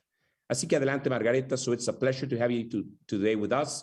So I'm really willing to hear what you have to share with us. So please now help us in explaining what your vision is. Dinos cuáles son tus visiones. Muchas gracias. And thanks for having me on the panel. Gracias por tenerme en este panel. So, I track AI in healthcare across all diseases and all areas of healthcare. And the biggest impact that we're seeing is using AI to help screen for cancer, diagnose cancer, and help choose the best treatment for the patient. And in the last year, there have been many algorithms that have been cleared by the FDA to use, and they're really increasing the accuracy with which we can diagnose cancer, con la que podemos diagnosticar el cáncer y también estamos personalizando el tratamiento que le damos a los pacientes de cáncer. Y tengo dos ejemplos. El primero es utilizando la inteligencia artificial en patología para cáncer de próstata y tenemos un algoritmo que fue aprobado hace como 6 meses que ayuda a detectar, a estudiar la próstata. Utilizando este algoritmo, los patólogos pueden incrementar su exactitud, mejorarles de 89 a 96%. Y esto es enorme porque si pueden utilizar este algoritmo, las personas no necesitan una biopsia y esto dice mucho. Y la otra área es en cáncer de mama, en el de su diagnóstico, utilizando un algoritmo que se desarrolló utilizando aprendizaje de profundidad en Hawái, los radiólogos pueden mejorar su exactitud de 82% a 90%, así que pueden ayudar a las mujeres a evitar biopsias innecesarias, y yo creo que el número es que podemos decrementar el número de biopsias necesarias en un 71% utilizando la inteligencia artificial. Es un panorama general, pero en todos los cánceres estamos viendo un gran impacto utilizando la inteligencia artificial. Muchas gracias, Margarita, muy interesante. Vamos a utilizar las nuevas tecnologías para tratar de ayudar con el diagnóstico correcto. Es algo crítico que nos va a ayudar mucho cuando veamos el IMSS o en el ISSSTE que utilicen esto, y también en los doctores privados, que es claro que se puede reducir mucho los costos al sistema y también la precisión para saber exactamente lo que le pasa a los pacientes. Gracias por los ejemplos. Y ahora quiero escuchar a la doctora Cintia Villarreal. ¿Cómo ven la salud? ¿Cómo ves hoy la materia? Tema de innovación en cáncer, una primera reflexión, por favor. Hola, Héctor. Yo les quiero presentar rápidamente unas diapositivas, nada más que no puedo compartir pantalla. No sé si me pueden dar oportunidad. Todavía no puedo. No sé si quieras, en lo que me dan oportunidad de compartir, empecemos con... Todavía no. Si quieres que presente mientras, sí. Alex, ¿te parece? So we'll do the following, Alex. If you want to now to continue while we get the option ¿Quieres continuar ahora Cintia to be able to present? para que So please, Cintia Alex. pueda hacer su presentación? Entonces, Alex, por favor, puedes empezar tú. Es un gran placer estar con ustedes. Gracias por la invitación. Algo breve acerca de nosotros. Nos gusta pensar en Alcan, originalmente nos establecimos en 2016, fue una coalición de diferentes organizaciones e individuos, y nuestra misión es encontrar soluciones al reto que vamos a comentar aquí, la eficiencia, como lo vemos entonces como un apoyo para la acción al cáncer, y desde entonces los miembros se están uniendo y pensamos que podemos hacer mejores cosas con nuestros recursos en atención al cáncer para el beneficio de los pacientes de cáncer actualmente. Y nuestra fortaleza también es la comunidad internacional. Tenemos más de 20 capítulos internacionales y recientemente recibimos al sector de Alcan México. Y por eso estoy aquí hoy. Antes que nada, voy a decir que queremos decir con eficiencia desde la perspectiva de Alcan. Nosotros podemos entregar los mejores resultados de salud utilizando todos los recursos disponibles, ver lo que le importa realmente a las personas que tienen cáncer y a la sociedad. Y siempre esforzamos que la eficiencia no es un medio solo de reducir costos, sino incrementar la eficiencia en el sistema para permitir que los fondos se reinviertan para mejorar la eficiencia del sistema. Recientemente desarrollamos un plano de mejorar la eficiencia de Alcan a través de un sistema para mejorar la eficiencia de Alcan cada día. Y los objetivos específicos de este plano se enfocan en resaltar las áreas de eficiencia para trabajar con el doctor y el punto de vista global. Y también la adaptación, que sea todo esto adoptado a nivel internacional, y mucho de esto que está en la eficiencia de Alcan viene directamente de ejemplos de vida real, del mundo real. Entonces, el aumentar la eficiencia de nuestra perspectiva nos permite tener dos mejorías: estarnos centrados en las personas, abarcar las necesidades de los pacientes y también la atención del público en general y colaborar con las personas cuando hablamos de las decisiones que les afectan, y luego tomar una perspectiva de sistemas totales, considerar a los pacientes y todo el sistema de atención al cáncer como un todo integrado. Y hay grandes oportunidades que ve Alcan para mejorar la eficiencia en cada paso del continuum de cáncer, desde prevención a diagnóstico temprano y llegando hasta los tratamientos y atención paliativa. Alcan toma en cuenta cada uno de estos aspectos. Voy a mencionar algunos de ellos con ustedes y estoy seguro que se va a compartir el informe con los participantes que quieran ir más a fondo. Nos enfocamos en empoderar a las personas para tener una toma de decisiones compartidas en la atención de los pacientes, y esto se logra a través de comunicación entre los pacientes y las personas que los atienden, o apoyar a los pacientes para tener acceso a grupos de apoyo y tener apoyo en más aspectos en cuanto a la toma de decisiones. Otra dimensión es apoyar a los profesionales y proveedores de atención a la salud para planear y habilitar la atención y asegurarnos que se tenga el bienestar. La tercera dimensión es muy importante implementar un sistema de aprendizaje guiado por datos. Esto es esencial para la calidad, la innovación y la eficiencia en cuanto al considerando el papel de la inteligencia artificial, utilizando datos de los pacientes que se deben recolectar de manera sistemática, se deben compartir y reportar. De esta manera podemos superar cualquier barrera y reto para poder aprovechar estas tecnologías. Y por último, invertir en tecnologías eficientes.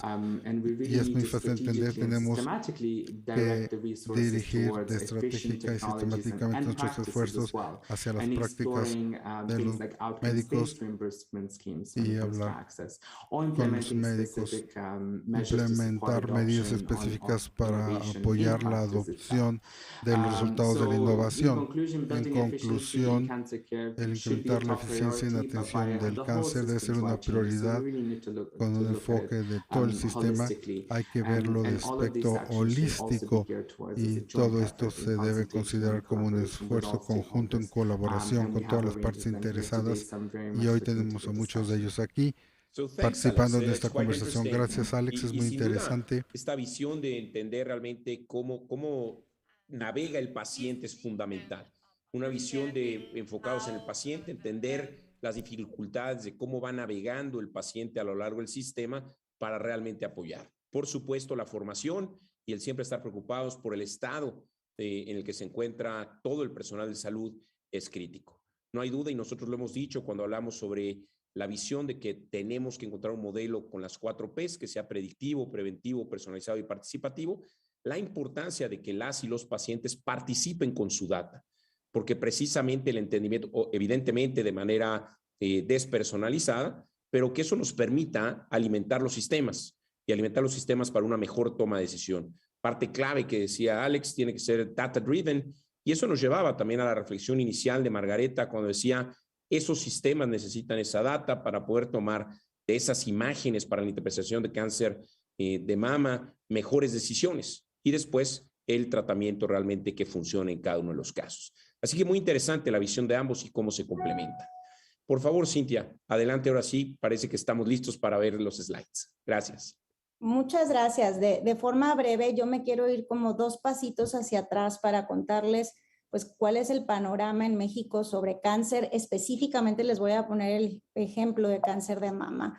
Y bueno, ¿por qué cáncer de mama? Porque el cáncer de mama es el cáncer más frecuente en las mujeres en el mundo y en México, y además es el cáncer más mortal en mujeres. Y como vemos, esto no va a parar. En el 2040 van a seguir incrementándose el número de mujeres que tienen cáncer de mama, por lo cual es un problema de salud mundial. Ahora, algo muy importante de reconocer es que la supervivencia de una paciente que tiene cáncer de mama, y en la mayoría de los otros cánceres, depende de en qué etapa se diagnostica. Si una paciente se diagnostica en una etapa localizada, tumor pequeño, sin ganglios, la probabilidad de supervivencia es muy alta, es casi al 100%. Sin embargo, si una paciente se diagnostica en etapas más avanzadas, pues esa probabilidad de supervivencia baja de forma dramática.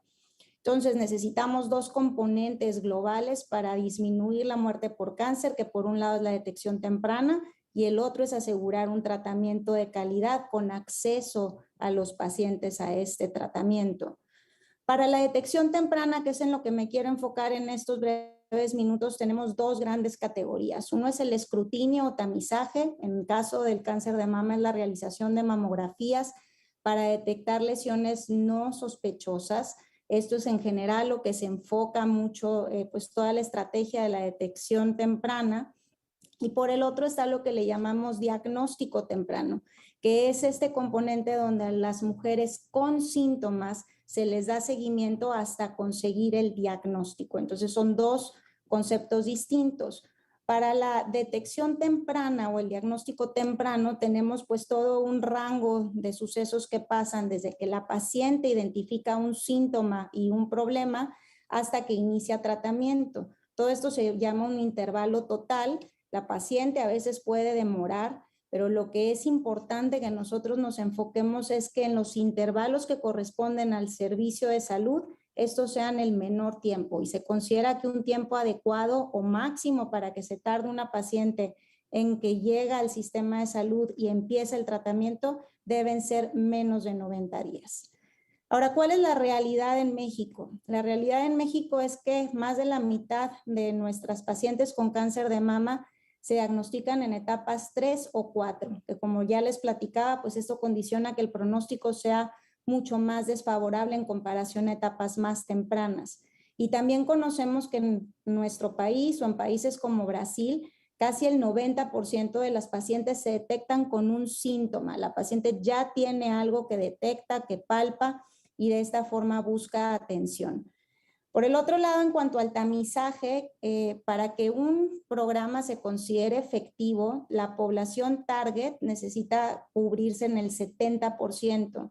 Aquí podemos ver que en el 2011 la mamografía solamente cubría el 15% de la población en México. En la actualidad se estima que es alrededor del 22-23%, por lo cual estamos muy lejos de considerarse un programa eficiente de escrutinio. Y lo que sí sabemos es que una paciente que se palpa o se detecta un problema tarda mucho tiempo en el sistema de salud público en empezar el tratamiento. Y este es el estudio más importante que se puede referenciar en este sentido, que fueron 900 mujeres que se diagnosticaron y trataron en 4 hospitales de salud pública en la Ciudad de México. Y vemos que la paciente no demora, la paciente se tarda 10 días en buscar atención, pero el intervalo total que se tarda en dar tratamiento son 7 meses. 7 meses es algo pues brutal. Supimos por este estudio que el 90% de las mujeres se tardan más de 3 meses, 57% más de 6 meses y que la demora principal está en el diagnóstico. Desde que la paciente llega con el primer profesional de la salud y que dicen ya es cáncer de mama, ese tiempo dura 4 meses, que es lo que tenemos que acortar. Y esta es una trayectoria de una paciente con cáncer de mama. No me voy a detener, pero vemos aquí todas las citas que tiene que ir una paciente hasta que logra finalmente llegar a su tratamiento. Estamos hablando de 11 citas, 12 citas hasta que llega al tratamiento. Y este es el texto de la paciente. Ya no quiero seguir dando vueltas. Si me vuelven a enviar a otro lado, ya no voy a ir. Eso es todo. Y ella tuvo un retraso de 13 meses.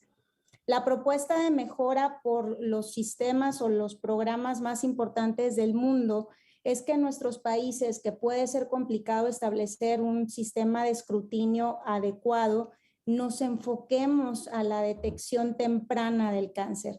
Y la detección temprana del cáncer pues puede estar en varios pasos, pero aquí la propuesta principal es detectar y priorizar a las pacientes que tienen síntomas y ellas darle una velocidad para que puedan empezar el tratamiento. Y aquí podemos ver un ejemplo. Este es un estudio que se hizo en Brasil. ¿Qué pasa si nos seguimos concentrando solamente en las mamografías de tamizaje? Aun cuando tuviéramos una cobertura de 80%, ya quedamos que lo de nosotros es alrededor del 23%, se evitarían 2.500 muertes. Ahora, en el escenario 2, si 80% de las pacientes en etapa 3-4 se diagnosticaran en etapas 2, ya los atendemos antes, 7.500 muertes se evitan. Y en el tercer escenario, aun cuando solamente el 50% de las pacientes en etapa 3-4 las podamos detectar en etapas 2, estamos hablando de 4.700 muertes evitadas. Sabemos que hay ejemplos en México, particularmente este ejemplo Alerta Rosa, es un programa que tenemos en Nuevo León, que lo que hace es categorizar y priorizar a las pacientes y acompañarlas para hacer el diagnóstico. E incluso por la Organización Mundial de la Salud, Alerta Rosa es referenciado como un ejemplo de cómo se hicieron las cosas a tiempo. Por lo cual, pues la propuesta de mejora es buscar que en el sistema de salud mexicano, en lugar de que las pacientes tarden 13 citas en llegar al tratamiento adecuado, nos tardemos de 1 a 3, priorizando y categorizando y navegando o acompañando a estas pacientes para el diagnóstico temprano. Les agradezco mucho su atención. Muchísimas gracias, Cintia. Sin duda importantísimo el diagnóstico temprano, la detección oportuna es clave, ¿no? Y después decías muy bien, no solo se necesita el diagnóstico temprano, el que realmente estemos en tiempo y forma, sino también después el dar el tratamiento de manera oportuna. Justo en la Fundación Mexicana para la Salud estamos también trabajando en navegación de pacientes, específicamente en cáncer, y hemos hecho varios circuitos que tienen que ver con cáncer de pulmón, con cáncer de mama y algunos otros tipos de cánceres. Y encontramos que realmente el sufrimiento del paciente al ir navegando por el sistema es algo complejo. Tenemos un sistema con retos importantes y que tenemos que ayudar, como bien decía la doctora Villarreal, a que ese paciente no tenga que, o ese paciente no tenga que estar yendo, y hay que realmente reducirle los tiempos que en ocasiones los pacientes incluso tienen que abandonar el tratamiento porque les resulta muy complejo o inviable por costo de acercarse. Recordemos que mucho de nuestro país vive en un área rural y no urbana, y eso representa retos también importantes. Sin duda el trabajo hecho por Cintia es muy impresionante. También en la época del Seguro Popular, ustedes fueron un ejemplo de tratamiento de pacientes de cáncer de mama y que es algo que hay que destacar como muy positivo. Ahora me encantaría escuchar a María Fernanda Afer Navarro. Como dije antes, ella lleva el tema del City Cancer Challenge y tiene algunas experiencias ya importantes en el impacto de dicho programa en México. Aquí sí que nos encantaría escuchar tu visión. Adelante, por favor. Muchas gracias, Héctor. Buenos días y tardes a todos. Gracias por la invitación. Les cuento un poco de lo que es City Cancer Challenge. Es una iniciativa que se fundó en 2017 en la Unión Internacional contra el Cáncer, en la OICC, en la reunión mundial en Davos, donde buscaban apoyar a los países y ciudades, más que todo de bajos y medianos ingresos, a encontrar una solución para poder atacar esa carga de la enfermedad por cáncer que se iba a duplicar en países como los nuestros. De ahí nace una iniciativa que buscaba crear un microambiente o un ambiente de ciudad donde lograra encontrar soluciones locales, trabajando más de abajo hacia arriba y pudiendo generar impactos que fueran locales, regionales y globales. Entonces ahí nace, empezamos a trabajar con ciudades en Cali, en Colombia, en Asunción, en Paraguay, en Yangon, en Myanmar, como nuestras 3 iniciales ciudades, tratando de traer a todos estos interesados en el tema de cáncer. Y ahí es muy parecido a lo que están hablando todos, que tienen que estar involucradas todas las partes que están interesadas. Traemos a los representantes del gobierno locales, a las universidades y por supuesto tenemos personas del TEC, ya les cuento dónde estamos en México. Traemos hospitales y clínicas públicos y privados y pues obviamente en México es más interesante todavía con la fragmentación del sistema de salud que está en el país.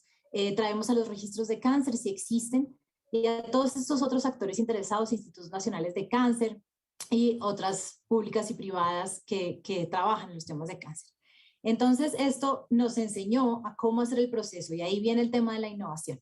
La innovación de varias partes donde City Cancer Challenge ve que debe trabajar para poder innovar en este proceso. Acompañamos entonces a las ciudades durante un tiempo de más o menos 2 a 3 años, donde los acompañamos para mejorar el acceso a un diagnóstico y tratamiento de cáncer de forma equitativa y con la mayor calidad. Esto es empoderando a los profesionales y ha sido una experiencia muy interesante porque ya hemos crecido, por supuesto, después del aprendizaje y esto con innovación, aprendiendo haciendo. hemos logrado tener ahora 11 ciudades que hacen parte de la red de ciudades, y dentro de Latinoamérica, que es la región en la que yo estoy dirigiendo, tenemos 5 ciudades. Entonces está Cali en Colombia, Asunción, Paraguay, Porto Alegre, Brasil, Arequipa en Perú y León en México, que es León en Guanajuato. Ya llevamos trabajando con León más o menos un año, donde están todos los actores de nuevo, públicos y privados, universidades, academia, sociedad civil, que es parte muy importante de nuestra iniciativa, para poder entender primero cuáles son las necesidades locales. Y esto también se basa en nuestro proceso innovador. ¿Qué se hace? Un análisis de necesidades con la ciudad para entender dónde están estas brechas que tú mencionabas, Héctor, al principio, que se deben trabajar, y cómo las puede priorizar la ciudad para empezar a trabajar en algunas de ellas. Por supuesto, lo que buscamos es la colaboración de todos los actores, y aquí Cintia vuelve y mencionó al TEC, porque por supuesto estamos trabajando con el TEC en León para entender qué se ha hecho y poder, más que recrear la rueda, es apalancar iniciativas que ya existen. Entonces ya terminamos la fase de análisis de necesidades, y precisamente vamos a presentar le decimos Situation Analysis Report. Lo vamos a presentar la próxima semana. Los invito a todos, luego les dejo el link en el chat para que estén. Va a ser un webinar donde los profesionales, por supuesto locales, que lideraron el proceso, van a contar qué fue lo que se encontró y cuáles son estas soluciones que ellos ven más viables. Entonces, digamos, esto, así es como trabajamos, y esto es lo que hemos venido haciendo en León hasta ahora. Por supuesto, falta todavía mucho tiempo y mucho trabajo para que las iniciativas tomen forma, para que se definan proyectos, y estos proyectos se puedan empezar a trabajar desde lo local con todos los expertos internacionales, que es la otra parte que traemos desde City Cancer Challenge. Tenemos a todos los socios en temas de cáncer, la Agencia Internacional de Energía Atómica, la Sociedad Americana de Patología Clínica, la Sociedad Oncológica la Sociedad Americana de Oncología Clínica. Tenemos el tema del Breast Cancer Health Initiative que mencionaba Cintia. Por supuesto, estamos alineados con la Organización Mundial de la Salud y todos estos actores internacionales para que puedan apoyar a las ciudades cuando encuentren esta solución, a decirles, bueno, técnicamente esto es viable, se puede hacer, y lo podrían hacer así según las necesidades de la ciudad. No son soluciones exteriores que se traen para implementar localmente, sino soluciones locales basadas en necesidades reales para implementar culturalmente adaptadas. Muchísimas gracias, Fernanda. La verdad es que es un gusto escucharlos. Tanto con Alex como con Fernanda, la Fundación participa de manera activa. Tanto Jaime como Santiago están constantemente con Fernanda en el tema de León, y tenemos el gusto de haber sido elegidos dentro de Olcan para llevar el secretariado de Olcan en México. Entonces participamos activamente. Me gustaría iniciar hablando de diagnóstico temprano. Y creo que es una interesante discusión que Margarita dijo, miren, está la tecnología. ¿Cómo hacemos realmente para reducir los tiempos y si hay espacio para utilizar la tecnología o no? Me gustaría preguntarle a Margarita y a Cintia, ¿qué hacemos específicamente para incorporar tecnología como la citada por Margarita en México y que realmente utilicemos inteligencia artificial, por ejemplo, en la interpretación de mastografías, que eso nos ayude a reducir y si eso nos puede ayudar a reducir los tiempos? Así que me gustaría escuchar, Margarita, specifically, I think it was quite good presentation also that Cynthia that is showing what's the effect, what they've seen. Do you see really in AI an opportunity to reduce the time to treatment, to diagnosis and treatment, and how should you recommend incorporating this into Mexico first? Well, I think AI can really help us improve the efficiency of looking through, for example, in breast cancer with mammograms. AI can screen thousands and thousands of mammograms very quickly. And y no solo lo puede hacer más rápido, sino que puede ver cosas que como seres humanos no vemos. Por ejemplo, en un mamograma hay 65,000 sombras de gris, pero el ojo humano solamente puede ver 256 sombras de gris del total. La inteligencia artificial puede ver las 65,000. Y los algoritmos más nuevos que se han diseñado en en la Universidad de Hawái, el Centro de Cáncer, de hecho, analizan la composición del tejido del seno y ven los daños. Es muy interesante. Básicamente, la inteligencia artificial puede ver un tejido que es sospechoso, el doctor puede pensar que tiene cáncer y puede determinar si es maligno analizando los lípidos, la proteína y el contenido de agua del tejido. Y esto es algo totalmente nuevo. Este artículo se publicó en septiembre de 2021. Entonces, la inteligencia artificial no hace todo más rápido y da más acceso a la gente, sino que puede analizar la composición del tejido.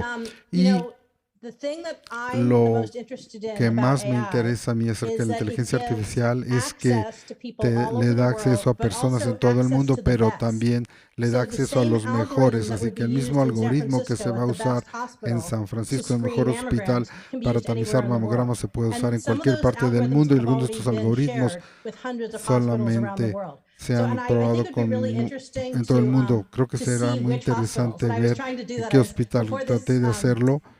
Antes de este panel quise ver qué hospitales están usando todos los algoritmos de los que leí, pero es difícil saber porque no hay un registro que te diga quién usa qué. Pero creo que ese sería un muy buen proyecto de investigación para mí, porque cada vez que hablo con los investigadores y las empresas siempre dicen esto se está utilizando en 100 hospitales, pero no me dicen los nombres de los hospitales.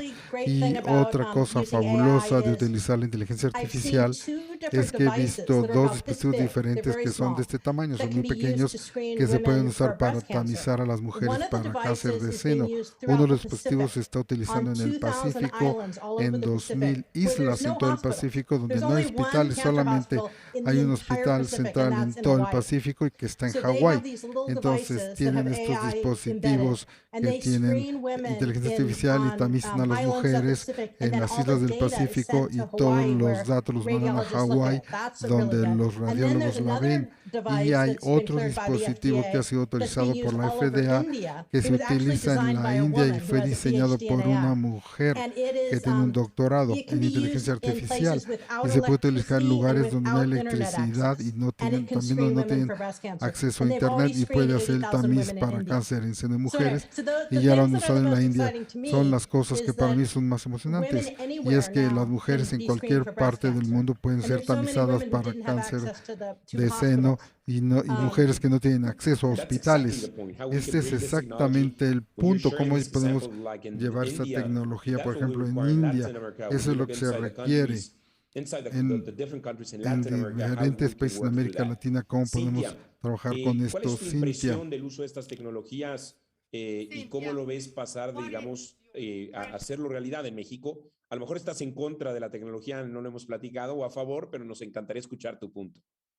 No, en contra no, definitivamente creo que puede ser una estrategia que pudiera sumar mucho al tema de la detección temprana del cáncer. Sin embargo, me parece que tiene muchos retos, y para empezar diría que en México todavía sigue siendo una realidad que la mayoría de las mamografías se hacen en mastógrafos análogos, donde todavía se imprimen estas placas que a veces son de mala calidad, que entonces esas placas son las que se tienen que llevar al lugar de diagnóstico, y ahí en ese simple pasar se lleva mucho tiempo. Es una de las cosas que más limita el tiempo y lo prolonga. Por el otro lado, lo que también lleva a errores en el diagnóstico, que aquí me parece que la tecnología pudiera ser de gran ayuda, es que para la interpretación de estos estudios se requieren profesionales muy expertos. No cualquier radiólogo puede hacer una lectura adecuada de una mamografía, y tenemos pocos radiólogos expertos. Entonces, algo que sucede es que a veces la mujer va a hacerse la mamografía, pero va a un lugar que no es de tan buena calidad, el resultado no puede leerse bien, y resulta que además es interpretada por alguien que no tiene esa experiencia. Por lo tanto, no es infrecuente que llegue una paciente que tiene un cáncer de mama en una etapa más avanzada y resulta que ella fue by the book, ella sí fue a hacerse el estudio, pero hubo errores. Entonces, Me parece que definitivamente la tecnología pudiera ayudar a concentrar estos estudios que se necesitan interpretar y, como decía Margaret, que esto se pueda hacer vía remota por alguien experto, realmente sí nos pudiera llevar a otro nivel. Nada más ahí me gustaría enfatizar que eso, yo no sé si esto también se conjunta con la parte de tecnología, que algo que sucede es que las mamografías de escrutinio se van junto con las mamografías que le llamamos diagnósticas, que es cuando la paciente ya te está diciendo yo tengo un problema y no se priorizan. Entonces otra vez nos vamos al problema de que se tardan mucho las pacientes que ya tienen síntomas. Entonces tú tendrías que tener 2 grupos en tu bonche de mamografías que interpretar, o incluso el radiólogo que lo va a ver en la computadora. Las pacientes que vienen a una revisión que no tienen síntomas, pero la otra son las pacientes que ya tienen un síntoma, que esas son las que tienes que priorizar para darles cabida, que lleguen más rápido a donde tienen que llegar. Sin duda. Muy bien. Sin duda, el trabajo importante es cómo incorporamos esta nueva tecnología con los retos que ya ahora mencionaba la doctora Villarreal, pero realmente aprovechando para poder hacer, como se insistió, 2 puntos importantes. Enfocados, que el paciente realmente esté en el centro, lo dijo Alex hace un rato, y realmente enfocados en incorporar estas tecnologías para el diagnóstico temprano. Uno de los otros temas que me interesaría mucho hablar ahora con Fernanda y con Alex es precisamente sobre el tema de información, ¿no? Y cuando hablo de información, los sistemas de información y cómo aprovechamos esos sistemas de información para la toma de decisiones en general. Hablaste, Fernanda, sobre los registros de cáncer. Cuéntanos un poco cómo estamos en materia de información en cáncer en la región y qué deberíamos acelerar, para que después Alex nos cuente algunos ejemplos de lo que están haciendo con Allcan para aprovechar la información existente. Registros de cáncer en Sudamérica, países que están cubiertos, o la población cubierta es el 19% de la población de la región. Estamos mal, no estamos tan mal como en otras regiones. La región africana tiene el 14%, si no estoy mal, pero tenemos mucho por hacer. Creo que los esfuerzos que está haciendo la IARC para fortalecer los registros de cáncer en los diferentes países, hemos visto esfuerzos y pues nosotros tenemos a Paraguay como uno de nuestros países y la ciudad en Asunción están fortaleciendo su registro de cáncer a partir de la iniciativa de City Cancer Challenge, que les ayudó a entender que era una gran necesidad. Ya están trabajando para que el registro de cáncer sea una realidad y ya recibieron diferentes fondos para poder sistematizar el registro de cáncer en diferentes instituciones públicas del país. Cada país debe fortalecer estos registros de cáncer. Por supuesto, tenemos ejemplos muy buenos como el de Cali, un registro poblacional de más de 50 años de experiencia, muy fortalecido, con una calidad de la información muy alta, que permite a los tomadores de decisiones definir si las intervenciones tienen o no impacto, pero se van a demorar, se demoran 2 a 3 años o más, 5 años para poder medir mortalidad. En México no hay un registro de cáncer estandarizado, se han tratado y hay varias iniciativas de registro de cáncer. Hubo hasta hace unos años la aprobación de una normatividad federal donde le asignaban recursos a personas para que hubiera registros de cáncer, si no estoy mal, en varias ciudades. Una de ellas era León. Esta fue una de las razones por la que León quedó aceptada dentro del grupo de ciudades. Desafortunadamente o infortunadamente, eso ya no está dentro de la normatividad y no hay financiación para las personas que estaban haciendo el trabajo del registro de cáncer. Por lo tanto, eso está yo creo que está congelado en este momento. Sabemos también que hay iniciativas desde la Cámara de Diputados para poder revivir esta parte y el 4 de febrero, el Día Internacional o Mundial para el Control del Cáncer, esa fue la prioridad número 1 que presentaron ante la Cámara de Diputados para poder reiniciar el tema del registro. Y para responder tu pregunta, el tema de datos es fundamental, es uno de los puntos más importantes, no solo para poder tomar decisiones a largo plazo o a corto o mediano plazo, sino también para poder investigar y definir cuáles son esos cambios que se deben hacer para mejorar el manejo de los pacientes y para mejorar el pronóstico de los pacientes con cáncer. Gracias. Alex, your impression about data and the use of data in cancer, and what are you doing in Allcan to improve or to incorporate initiatives that will help us do better diagnosis and treatment of cancer? Ayude a hacer mejores diagnósticos en el Thank you, tratamiento del Hector. cáncer. Gracias, Héctor. considerando las innovaciones y las áreas que me corresponden, creo que en la prevención primaria del cáncer es un área donde probablemente se tienen mejores eficiencias considerando los costos asociados con el diagnóstico y el tratamiento y también el impacto en los pacientes y en sus familias. Estas son algunas de las áreas en que determinan con la posición de Alcan sobre los datos. La posición sería crear políticas que abordan y que modifican los factores de riesgo en la población, la implementación de medidas de salud pública para determinar, por ejemplo, factores que causan cáncer y también conocimiento de lo que es el cáncer, información pública que son importantes para la prevención y cuidado del cáncer. Esto entra desde el punto de vista preventivo. Cuando avancemos en nuestros sistemas de salud, aprovechen las innovaciones y se aprenda más acerca de la inteligencia artificial. Esto nos permite abordar desde la prevención hasta el tratamiento y esto puede incrementar la eficiencia de la terapia y también considerando los retos de la equidad continuando y el aprendizaje continuo y evaluación de los procesos que tenemos actualmente y cerciorarnos de que estamos adoptando innovaciones en atención a la salud y esto se haga de manera organizada y no solamente se utilicen algunas tecnologías específicas o terapias, sino que se maneja de manera más amplia para ver cómo podemos llegar a más pacientes para crear prácticas eficientes, por ejemplo, yendo a medidas de monitoreo remoto de pacientes son apropiadas. Por ejemplo, donde se incluye la eficiencia en dar atención de alta calidad, considerando las necesidades de los pacientes y también el uso de informes. Y con la pandemia nos ha mostrado cómo los servicios de telemedicina son útiles y cómo se puede atender al paciente sin que visite la clínica. Es importante enfatizar que los pacientes le dan valor a las interacciones cara a cara y es importante ver que la inteligencia artificial no reemplace las citas y consultas con los pacientes, sino que lo usamos para mejorar el sistema y tener una opción innovadora. Muchas gracias, Alex. Muy interesante. Nada más para cerrar con los cuatro. Un mensaje rápido de cierre.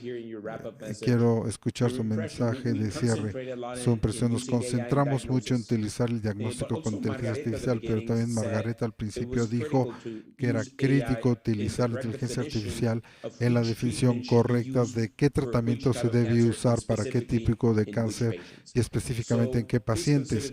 Por favor, consideren esto en su último mensaje y los vamos a escuchar. Margareta, ¿quieres empezar, por favor? Estás muteada, Margareta. Lo más emocionante acerca de la innovación en este momento es lo rápido que se está dando y no se está dando en un mes, se está dando en periodos de días y semanas. Por ejemplo, típicamente si vamos a usar una secuencia genomática para diagnosticar a un paciente que tiene un cierto tipo de cáncer, u otras enfermedades normalmente se requieren, cuando lo hacen muy rápido, se tardan 3 semanas para el diagnóstico. Pero el mes pasado en la Universidad de Stanford pudieron secuenciar el genoma de un bebé en 5 horas, 2 minutos y luego diagnosticaron al bebé 2 horas después. Entonces en 7 horas pudieron diagnosticar al paciente y normalmente se lleva 3 semanas. Y hablé con los doctores que hicieron esto, los científicos, y dijeron que pueden reducir ese tiempo a la mitad utilizando la inteligencia artificial. Lo pueden hacer en 2 horas y esto pasó en las últimas semanas. Creo entonces que lo que nos va a sorprender más a todos es lo rápido que se están dando las innovaciones. Algo que no tenemos hoy lo podemos tener en un mes y puede ser extraordinario. Entonces, imagínense si puedes diagnosticar a tus pacientes en 1 hora o 2. Es extraordinario. Sí, es extraordinario. Y en Stanford y en el MIT están trabajando en las mejores universidades, entonces no es algo de la orilla. Son científicos con mucha reputación los que lo están haciendo y ni siquiera pienso que las personas se dan cuenta de lo que está pasando en las últimas semanas. Las cosas se están acelerando y es muy interesante. La próxima vez, el próximo año, en la Semana de Innovación, vamos a tener muchas grandes mejoras comparado con este año, grandes cosas que vamos a ver durante este próximo año. Muchas gracias, Margareta. Gracias por tu comentario y siempre es muy agradable hablar contigo. Cintia, por favor.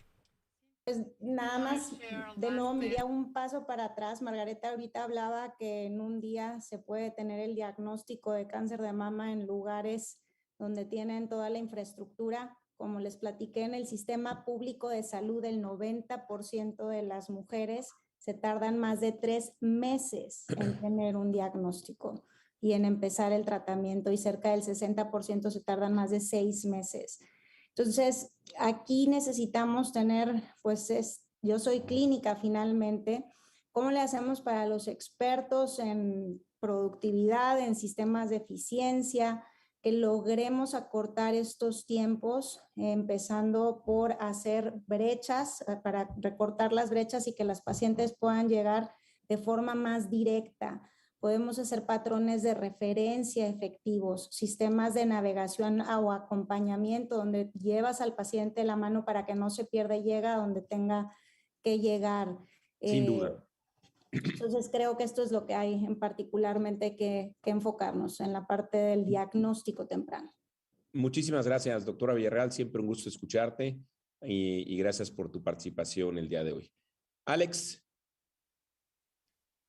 So in closing, I would just say that I think the impact of the pandemic specifically, I think if we took looking at the most immediate terms, we have in European Cancer Organization en las organizaciones tenemos más de 1 millón de diagnósticos equivocados y que no se pudieron dar durante la pandemia en los últimos 2 años. No sé, quizás ustedes tengan los datos para México para esto, pero la tecnología y la innovación nos pueden ayudar a superar estos retrasos y realmente atender y cerciorarnos de que podemos llegar a los pacientes tan pronto como sea posible. Viendo las inversiones en capacidad de diagnóstico, se puede mejorar la eficiencia y la velocidad a la que podemos hacer el diagnóstico y que sea correcto. Creo que si se puede hacer en 1 hora, se podrán imaginar el gran impacto que se tendrá en las comunidades remotas. Y por último, además de esto, creo que tenemos que tener a alguien que pueda tomar el diagnóstico y para cerciorarse de que los pacientes tengan acceso a los especialistas tan pronto como sea posible para usar el diagnóstico. Creo que hay diferentes aspectos, pero este es en el que nos debemos enfocar para enfrentar el impacto de la pandemia en los diagnósticos. Estoy muy emocionado por la dirección en que vamos con esta tecnología. Bueno, para cerrar, creo que es muy emocionante todo lo que nos compartió Margareta en esas economías tan desarrolladas. Creo que como Cintia que tenemos que realmente pensar un poco en el contexto local, por eso nosotros trabajamos de la base hacia arriba, entender estas necesidades y cómo esas necesidades pueden solucionar esos problemas o cerrar esas brechas con esas tecnologías. Pero debemos empezar al revés y no desde la tecnología hacia la solución, sino entender el problema y después poder atraer algunas de estas soluciones que existen ya afortunadamente en algunos países para poder cerrar las brechas que tenemos en México, sobre todo con un sistema de salud fragmentado donde los pacientes puede que tengan 3 equipos de radioterapia alrededor, pero realmente no tienen el acceso porque no son derechohabientes de ese equipo de radioterapia específicamente. Entonces, creo que hay otras cosas un poco más culturales locales que debemos entender, trabajar en equipo, multisectorialmente, público-privado y todos pensando y trabajando para mejorar el acceso al diagnóstico y tratamiento de los pacientes con cáncer. Pues muchísimas gracias, Fernanda, por tu participación, a Alex, a Cintia y a Margareta. Creo que me quedo con un resumen de lo siguiente, que es una tarea importante que debemos de trabajar todos. Primero, no olvidar, como se dijo, que el foco es en las y los pacientes y que tenemos que trabajar para reducir el traumatismo precisamente derivado de la navegación de los pacientes a lo largo del sistema. Segundo, creo que fue patente la importancia de renovar y de trabajar de nuevo en la construcción de un registro de cáncer y que nos permita tener realmente modelos cuando hablamos de las enfermedades que sean data-driven. Utilizar los datos en el trabajo y realmente en la construcción correcta de la información para tomar las decisiones correctas. Tercero, en la importancia de incorporar la inteligencia artificial para el diagnóstico, un diagnóstico oportuno, un diagnóstico temprano, pero también para la definición de qué tratamientos, para qué pacientes, para qué tipos de cáncer. Y muy importante, vimos ejemplos que nos mencionaron de Hawái, de la India, de Stanford, del MIT, de otras ciudades en América Latina. Así que hay mucho que aprender e incorporarnos. Y no olvidarnos que tenemos que también trabajar en materia de prevención. Así que ha sido un gusto para mí, para la Fundación Mexicana para la Salud, el coordinar hoy este panel.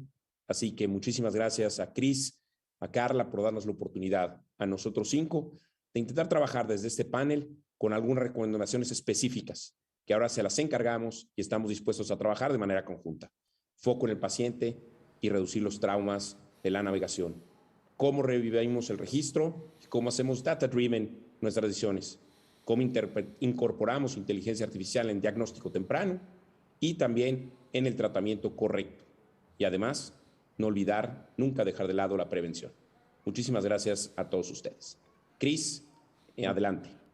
Muchas gracias, Héctor, por esta gran moderación. Lo apreciamos mucho. Gracias, Cintia. Gracias, Fernanda. Thank you, Margareta. Thank you, Alex. Great panel, a lot of learnings, a lot of work to do. You elevated the bar. Thank you very much. Y simplemente a todos y a todos agradecerles a todos los que están presencialmente aquí, a todos los que se han conectado. Gracias por haber participado en este primer día. Mañana tenemos otro día muy importante. Arranca a las 8 de la mañana con un panel sobre investigación clínica, un tema crítico.